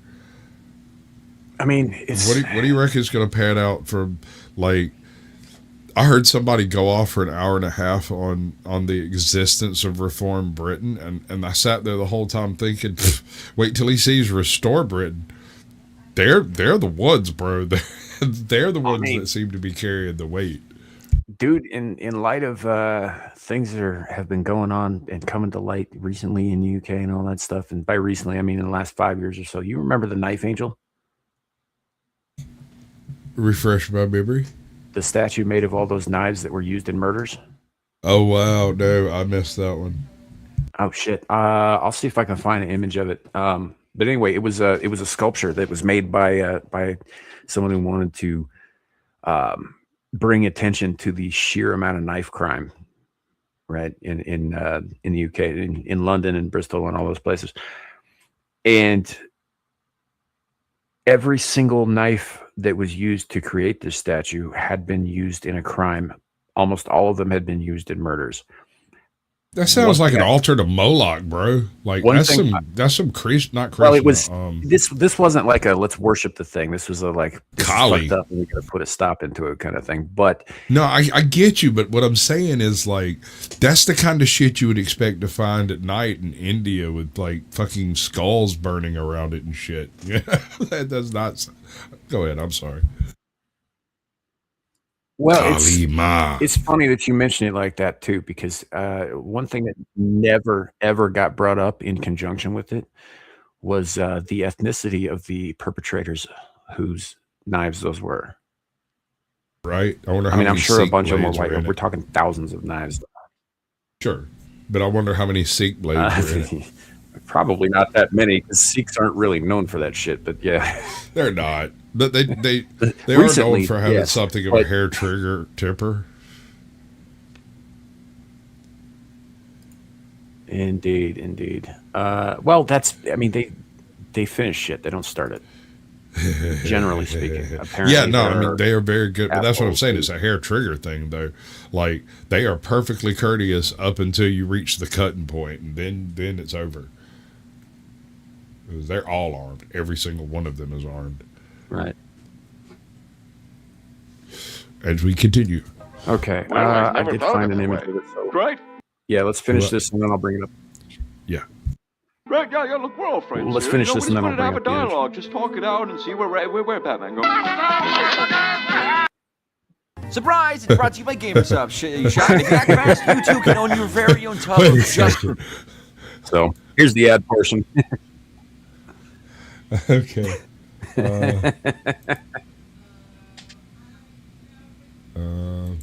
There we go.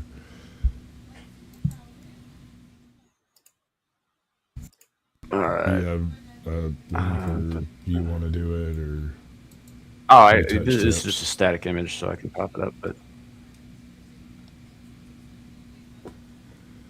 this is the Knife Angel statue.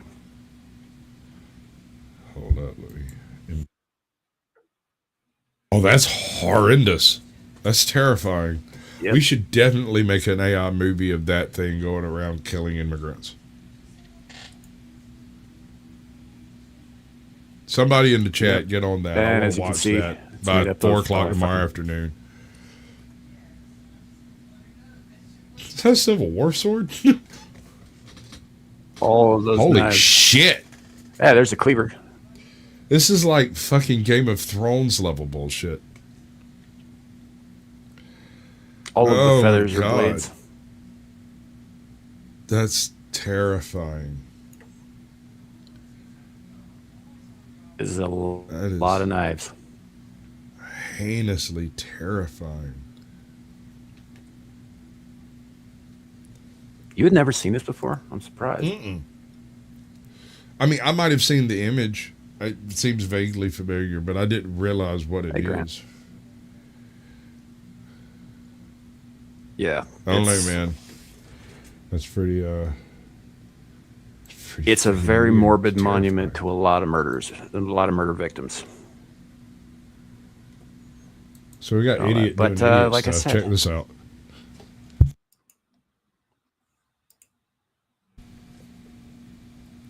I Yes, mean- yes. This is fun. This is fun.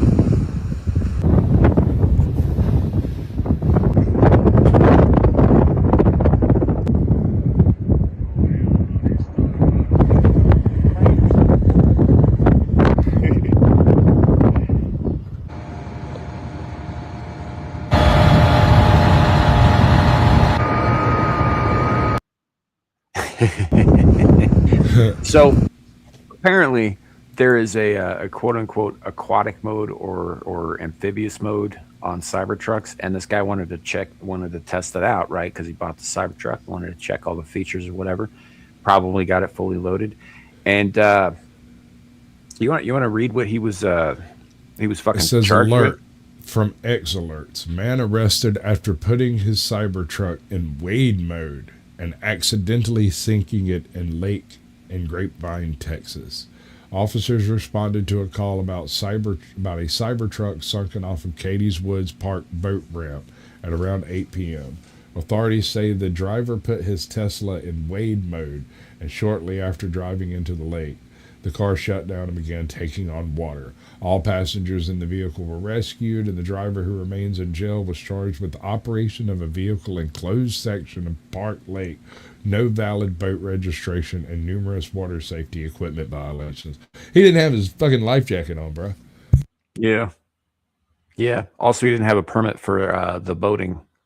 Yeah. I mean, yeah, but if you're going to hit him with a no boating permit, you're accepting that thing as a sea vessel, just on its surface, and suddenly a whole shitload of violations roll into view. Right. You know what they'll do to you if you don't have enough flotation devices? Your ass gets arrested, bro. They snatch you up on a. They could write you a ticket. They don't. They just arrest your ass. They'll be on the phone, call it. They'll hit somebody up. Next thing you know, your ass is in the pen. And almost everything they do is felony based. If you get charged by like a park ranger or somebody like that, like a game warden, they're that federal shit's officers. all federal, all of it. Yeah, that's I don't know. Part of me is kind of like Ask me how I know. kind of thinking that some of these charges are just like, okay, whatever. That seems excessive. But on the other hand, like, what idiot trusts Wade mode? What the fuck is Wade mode? Apparently, it's to. Hold on.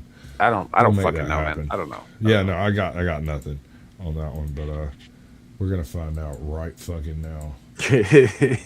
Yeah, it's a feature Google, you can get on a Cybertruck. Bring me a farting panda.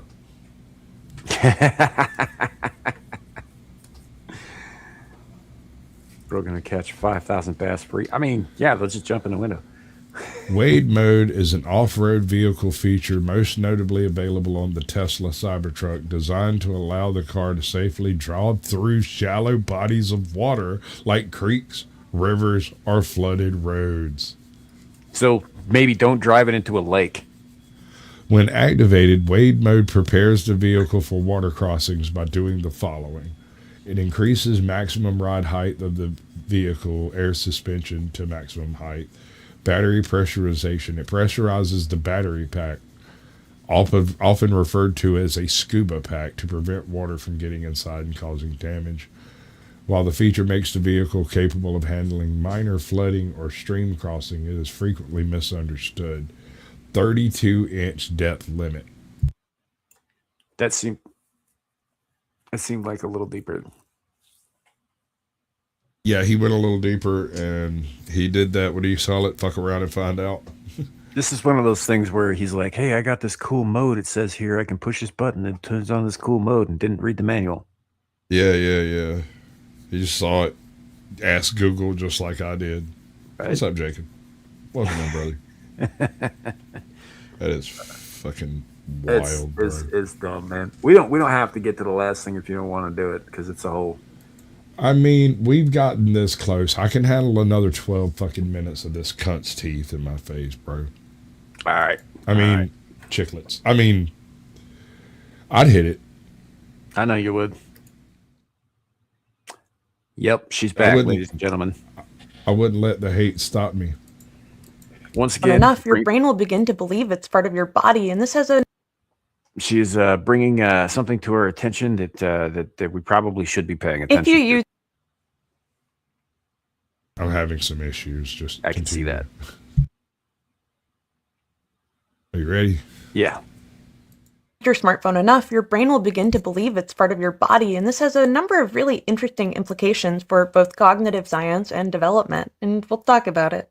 Us as humans have melded with technology. We are a communal species. We offload cognitive load onto other humans. This is why I don't know how to fix an engine, but I know how to do other things. We have taken all of mankind. I know how to do other things, like call someone. Mm-hmm. My phone talents have actually probably the fact that I can have a chipper and upbeat voice on the phone gets way more shit done than being a bitch ever could. Like, when I call you and it's fucking 5 o'clock in the afternoon and I need to hire someone or do something, and you answer the phone and you're like, hello, welcome to such and such and blah, blah, blah. And I'm like, hello, how are you doing today, sir? That is magnificent. Listen, brah, I'm having a little bit of a trouble over here. And I'm wondering, can you possibly help me with this? Because you got this whole business and all the tools and all those people. Right? Yeah, and suddenly they're 100%. Having a better day. You catch more flies with a gun, honey, rather than vinegar. A gun wasn't an option. Damn. I mean, I always get that one wrong. You could certainly get more flies, I guess, if you shot somebody and left them to rot. And then shoot the flies. I'm trying to figure out how you're going to get these flies shot, because they're very small and mobile. They are. But I'm going to use birdshot. You might get a couple of them, but I don't think you'll get all of them. I will fuck them up, bro. You ever been hit with rock salt? Yes. That shit ain't no goddamn good, dude. It's weird. That shit injects into your fucking pores. You got little crystals coming out your ass for like days afterwards. Yeah. Sorry. Yeah. Finds knowledge, and we put it on the internet. Granted, a lot of people don't use. It's fine. It's fine. I was just going to make a joke about oversaturation with meth. Oh, you know, there's meth in the sewage water, right? Mm-hmm.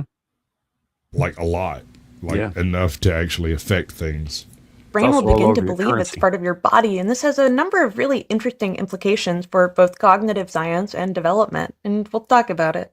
Us as humans have melded with technology. We are a communal species. We offload cognitive load onto other humans. This is why I don't know how to fix an engine, but I know how to do other things. We have taken all of mankind's knowledge and we've put it on the internet. Granted, a lot of people don't use it for knowledge. A lot of people just look at cat videos and other things.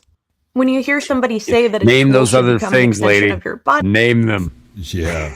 Because those other things I begin don't with know. a P and end with orn. I don't know why this guy has this package. All I know is he needs to deliver it, and she's doing freaking why I can't get the fucking word Lamaze out of my head for some fucking reason. That's And she's doing disco dancing in the living room, practicing her striptease. That she doesn't have any money to pay for it. That's all I know. Yeah. So, but nah, she's basically accusing us all of already having become the Neuralinked Borg. Our chips are in our pockets and not in our brains. And Scotty Waddles has a point over here. You catch flies with poop, not honey. It's an old saying, all right? It's an old granny saying from like the fucking 1500s or whatever. Yeah. Go pedal. apparently that was literal. The more that you use a tool, in this case chopsticks, they became an extension of someone's hands. This is proprioception. It's why you can still use a fork when it's completely dark, because you know where your hand is, and that fork is operating as an extension of your hand. Now, I will give you a funny counter example, because I had surgery on my foot, and from that point on, I started tripping over my toe. My body did not know where my toe was. It did get better over time as my brain mapped the new layout. But yes, there are nerves involved, as well as the mapping of your body. Now, this research group looked at specifically smartphones. They wanted to know how the brain responds to a cell phone. They mapped people's brains when they had a cell phone in their hand in various orientations, and then asked people, is that a left or right hand? Your brain does an interesting thing. If you're looking at a picture of something and you're trying to figure out the orientation, you will imagine turning your hand, whether you're conscious of it or not. Now, this was only true for heavy smartphone users. When they imagined turning their hand, it made no difference whether or not there was a cell phone in it. Meaning, having a phone was reading as an empty hand because it had become part of their cognitive layout. Dude, she's right. She's right, because I'm turning my left fucking hand right now, and it's doing it. It's doing the curl into the position. I hate this so much. Yeah. I hate me too. It's like my right hand doesn't do it, but my left hand does. Because my left hand's the one I hold the phone in.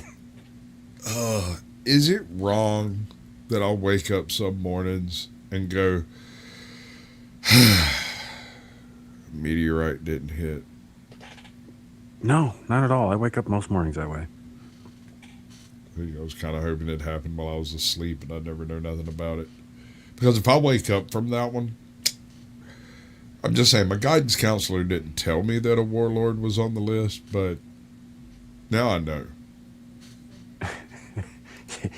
Scotty Wild says that could be from Draco. I mean, it could be, except I don't use my left hand for that. It's got to hold the phone. Often. Damn it.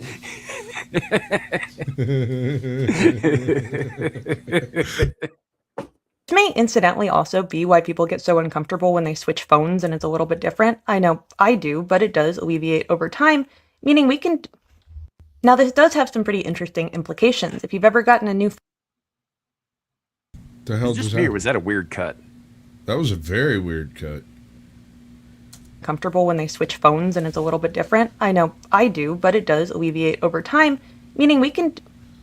Now, this does have some pretty interesting... Yeah, that feels like she fucking missed something that she was trying to edit there.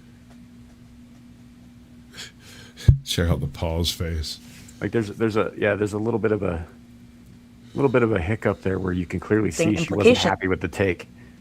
Yeah, you can see it on her face. If you've ever gotten a new phone and it was a different size or shape than your old one and it felt uncomfortable, it may have been that you've lost an extension of yourself and now have to map a new one in order to get used to it. The same thing goes for cars. When you are inside one, you are operating an extension of yourself. This also has some interesting implications for what it means to take away a tool. You were given a calculator and now you don't know how to do arithmetic. I do not remember long division, nor do I want to. When you're giving somebody a tool, you are... But you know what it is, and you know how it's done. So while you may not be a mathematician, you can sit down with a pencil and a piece of paper and do long division, right? Right? Yeah. Hey, Greg Sanich, it's my show. It's mine. It's his show. I just ride along for fun. Mm-hmm. It's not as gay as he made it sound, though, most of the time. Let's kill all the commies, Mickey. Extending their cognition, and our brains are highly plastic. We are meant to be able to live in any world that we are born into. And that means that we can learn to use technology, but it also means we learn to rely on technology. Even if we are assuming that that is true, and I would strongly disagree, we also have to understand that skills are not learned in isolation. Your ability to reason through mathematics or your ability to read literature and understand it impact other areas of your life. Your problem-solving skills for one area are going to be very necessary for another. That is how we develop an intuitive understanding of how the world works, and if we lack that understanding, we will lack in other areas. One very interesting area of this kind of research is that it is not isolated to human beings. You can give rats or mice brain-computer interfaces, and they can learn to use the computer in a virtual world. This ties back to remember a few months ago when we were talking about how they were giving mice guns in Doom. Nope, none of this. None of it. Nope. They put these tiny little like fucking VR goggles on them, right? And you were the guy who brought up like, who the fuck makes tiny VR goggles? Yeah, no, I was just thinking. So like, how did they find like how is this a niche in the market? Like who was sitting around there, somewhere in some upper echelon of some college or university or government, someone read the proposal. We're gonna teach mice to play Doom. We need little mice goggles, little VR goggles for the mice to wear. It's better than the transgender mice. Marginally. I mean, it might be the same mice. They are teaching them to kill. I wonder if they're giving the mice SSRIs. They most likely, yeah. Navigate a virtual maze. They have mammal brains too, and they are capable of adapting to entirely new environments, creating an extension of their cognition into a virtual world. All right, so this goes directly to my altered intelligence, right? Not artificial, but alternative intelligence. So you create an AI, and I brought this up tons of times, and I'm going over it again, so let's get in. You create an AI. You implant that AI interface into a embryo previous to birth. This AI exists for its entire existence of the organic component interacting with the individual. And then the organic component dies, leaving the AI still in the cloud up there doing things. And I see no reason why it wouldn't believe itself to be this individual. It has been the computer equivalent for the individual's entire life. And I don't believe that would be artificial intelligence. I believe that would be alternate intelligence. I think alternate is probably a good word for it, because it may believe that it's the individual, but that doesn't mean that it is the individual. Right. And we always end up going back to the hotel in what's the name of that movie? Oh yeah, Altered Carbon. You're talking about Altered Carbon, right? The Poe figure. The Poe figure, and that's a similar concept, but they're full AIs, but he Well, they're takes aware on, that they're AIs, though. Right. They're fully aware that they're artificial intelligence. I think you're more talking about, like, did you ever watch the old RoboCop TV series? Because there's a chick in it Yes. who was like a secretary at OCP or whatever. She ends up getting murdered, and her consciousness gets uploaded into a machine that's supposed to basically control all of things in New Delta City or whatever. But they were really just counting on like the actual processing power of the actual meaty brain, right? They didn't count on like it retaining any remembrance or semblance of its former self. So she becomes a kind of digital entity. But is it really her, or is it just the memories of a dead brain? It's also like the Max Headroom question, you know. And Yeah. in Max Headroom's origin story, he was killed in a parking garage, and the last thing he saw was a sign that said Max Headroom for trucks that were entering, and however many feet it is, and that's where he got his name. And the alternative intelligent concept is so much a part of the idea of computer immortality through simulation. I don't think I don't think it is extricable from the concept. It is the alternative human hybridized computer process. You will not live forever, but a thing that thinks it is you will. That is the immortality they have set before themselves. Yeah, they'll still be dead though. The phenomenon we're seeing may just be part of the capacity of a mammal brain. Granted, we haven't really demonstrated it in non-mammals. Our neurons make connections, and then they get reinforced, and then they grow around those connections. When you think about it, it's a perfect system. We don't know if you're going to lose a limb. We don't know what kind of world you're going to be born into, what kind of food is going to be available, or what problems you're going to have to solve. But your brain can adjust. I do have the question, just because of epigenetics. If you took the DNA from somebody who was born 50,000 years ago and cloned them into today's society, how well would they adjust to the technology that we have? We know that their full memories can be... Right? I was thinking the same thing. That and hell, the Iceman didn't do too bad. Well, here's the thing. If it's a clone, right, and it's not necessarily going to carry the memories. We don't know for a fact that it will carry the memories from its previous whatever. But even if it did, right, it's grown and raised and indoctrinated in this era, so it will be familiar with this era and the technology in it. Right. Right. It won't be like shocked that. Now, I think what she's saying is like if we could transport one magically with only Stone Age knowledge into this time period, yeah, it'd probably fuck with his head quite a bit. There'd be a huge amount of culture shock there. Well, no, I think she was more curious on the endocrine side of things.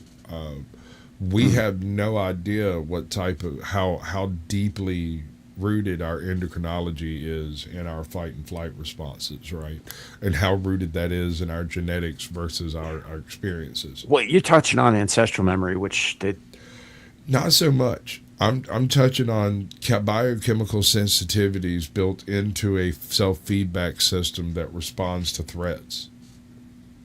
They probably have a panic disorder of some sort, would be my guess. Oh yeah, maybe.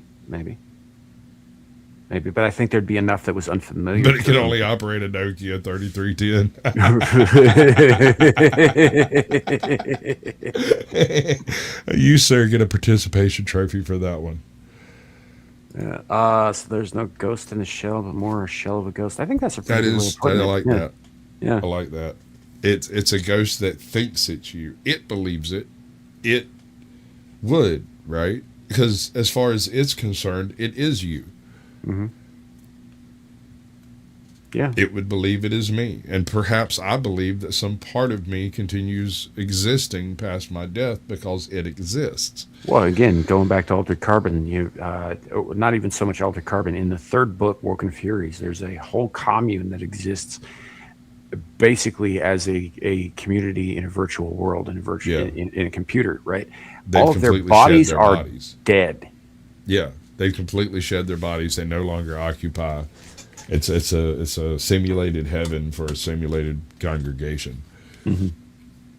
which is wild. Inherited for as many as 7 generations. Yes, you could be afraid of the color red or the smell of lavender because something bad happened with a great-great-grandparent.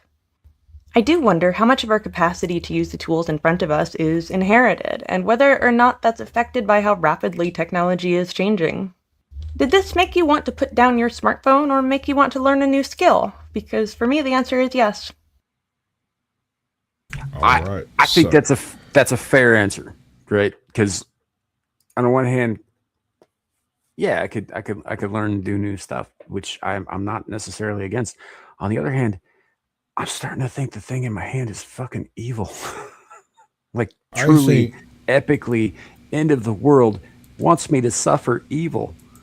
I think that the thing in your hand is just like a firearm or a hammer or a piece of parchment or a pen, that the intent of the individual with it is what determines the value of its use. And yeah, I suppose it's certainly a possibility. So I mean, like, if you or I got a hold to a bunch of disease-ridden ticks, we wouldn't distribute them across the East Coast. But there are some people out there who might. Yeah. What's this you got backstage? I don't remember. Oh no, it's nothing. Something else? We've done Okay, everything. yeah. Oh, good. Well, ladies and gentlemen, that was a show. Yeah, we did it. We did the thing. What's up, Portrait Farmer? Welcome in, Smoking Space, man. Good to see you. I'm stealing a page out of Sasquatch's books. You know what we did? We did a show. There you go. I'm proud of you. You know what you didn't do though? You didn't grift. Grift right now. Do it. I haven't even heard of grift too. Girl, you can grift to me, bro. I'm right here. Check Oh it out. yeah. Give him money. Give him money now. Otherwise, he's gonna have to get DSP on your asses. It's gonna be pathetic. It's gonna be kind of gross. It's gonna be a little grubby. It's gonna make you want to scrub the insides of your skin. So if you want to avoid all of that nasty unpleasantness, send money to Caucasian Sasquatch and send it to him now. Right now. How was that? I fully accept it. Decide it's okay to phone it in on your show. Now do the thing. The part where we do the thing. Yeah, we're doing a thing. Thank you all for the things. Don't forget, pinned at the bottom of the chat on YouTube and at the top of the chat on Rumble, there's a gift send go link for our good friend Gal and her brother. They are last I checked at 4,200. The goal is 6K. We're not that far off. Please share it out if you can't, donate, and if you can, please do. And I will stop talking about it once you guys have gotten that shit filled up. I donate to it when I can myself. So, that's it. That's all we got. Happy birthday, Shadu. Shout out to him. Happy birthday to him. And Sasquatch, what do you got coming up? Where can people find you? Hiding outside your window, peeking at you. It's weird. Oh, you mean on YouTube? Right. I mean, so tomorrow I have the Blast Radius with Captain Curmudgeon. That's at 8 p.m. Eastern, where we go over whatever current events happen to strike our fancy. We talk about movies and books and other stupid stuff. It's like this, but different. Tuesday, the Naughty Corner with Ajot. I have no idea what she's going to make me do this week, but she makes me do things, and we do things live, and that happens at 8 p.m. Eastern on Tuesdays. I generally try to do a live stream Thursdays at 8 p.m. Eastern, but I have been lazy and busy and doing other crappy things for like the past 6 or 8 weeks. And you can find me on the Powdered Dusty most nights when he goes live, at least up until midnight Eastern, which is when I generally just tell everybody to fuck off and go to bed. Indeed. Can't stay. Oh, fuck. I can't even remember what the fucking song lyric was. Whatever. It doesn't matter. I'm a little out of it too, folks. I think I might be coming down with something, but yeah, it's going called around. Life. Yeah, I didn't get bit by any of those ticks. I think I just you're gonna suck. live. Probably. In fact, you know what? In honor of the Texas Lone Star tick, I think I'm gonna march my happy ass across the street and have a goddamn T-bone right after this. Oh God, that sounds so good. Yeah, baked potato with absolutely everything on it. You know what's fun is I can get a T-bone with a side of alligator. Yeah. Good stuff. Dude, All in one shut place. your We mouth. have this fantastic restaurant here that caters to some exotic tastes. Right? They got they've got your usuals on there, right? We got the Angus beef, we got the really, really good fucking smoked ham. We got we got bison, right, which is locally grown and slaughtered. So it's a thing here where I live. It's also fucking way better tasting than beef is. Just putting that out there. But it also, you can get kangaroo, camel, wild boar, python, alligator, and occasionally something off the menu that's maybe not totally legal, like cougar. We need to get us a couple of 100 acres together. And I've got a farm design that'll blow your fucking mind. The only thing it requires is water, and everything else is produced by the farm, and it just becomes a better place every year. Yeah. It ends with alligators. Alligators. I'm making you hungry, dude. I'm making me hungry. All right, let's go get something to eat, bro. I got something to show you backstage. It'll take like 10 minutes, and then we're out of this bitch. All right, cool. So as far as I'm concerned, if and when she goes live, you can find me over helping out on Exiled Lioness 2. It doesn't look like she has anything set up yet, but you never know. That may change between now and the end of the evening. If, however, she does not go live, we will be a little earlier tonight. I will be back later on with some more Crimson Desert. We're going to just fuck around on that for a while and do some side quests and shit. Should be a good time for me. Anyway, next week, I forgot to announce this the last time. Next week is coming up on the end of the month, so we will be doing a Whispering in the Dark sometime, probably Tuesday or Wednesday, most likely Wednesday. We'll see how it works out. Otherwise, we've got a quiz night next Friday on Abyssal Musings right here on Samuel the Infamous. We do have a couple of confirmed guests. I got a couple of people I'm still haven't heard back from yet, but whether or not they want to show up, like Caucasian Sasquatch. I don't know, dude. Like, what are we doing? No, I'm just being. Hi, Izzy. Welcome in. Bye. So, but we do have Horror Amarada and Sheep City coming on that night, confirmed, and so that should be a good fucking time. Otherwise, you can find me on Beelzepub on the channel Beelzehub, which belongs to my friend Devil Made Me Do It, and right back here next week for more Screaming into the Void. Thank you all for coming. Thanks for hanging out. Thanks for listening to us just kind of fucking stream of consciousness our way through a bunch of fucking topics, because that's what we do here. And remember, avoid women who do this. Right. It could be worse. You could have the crab hands. Have a good night, everybody. We'll see y'all real soon. Bye.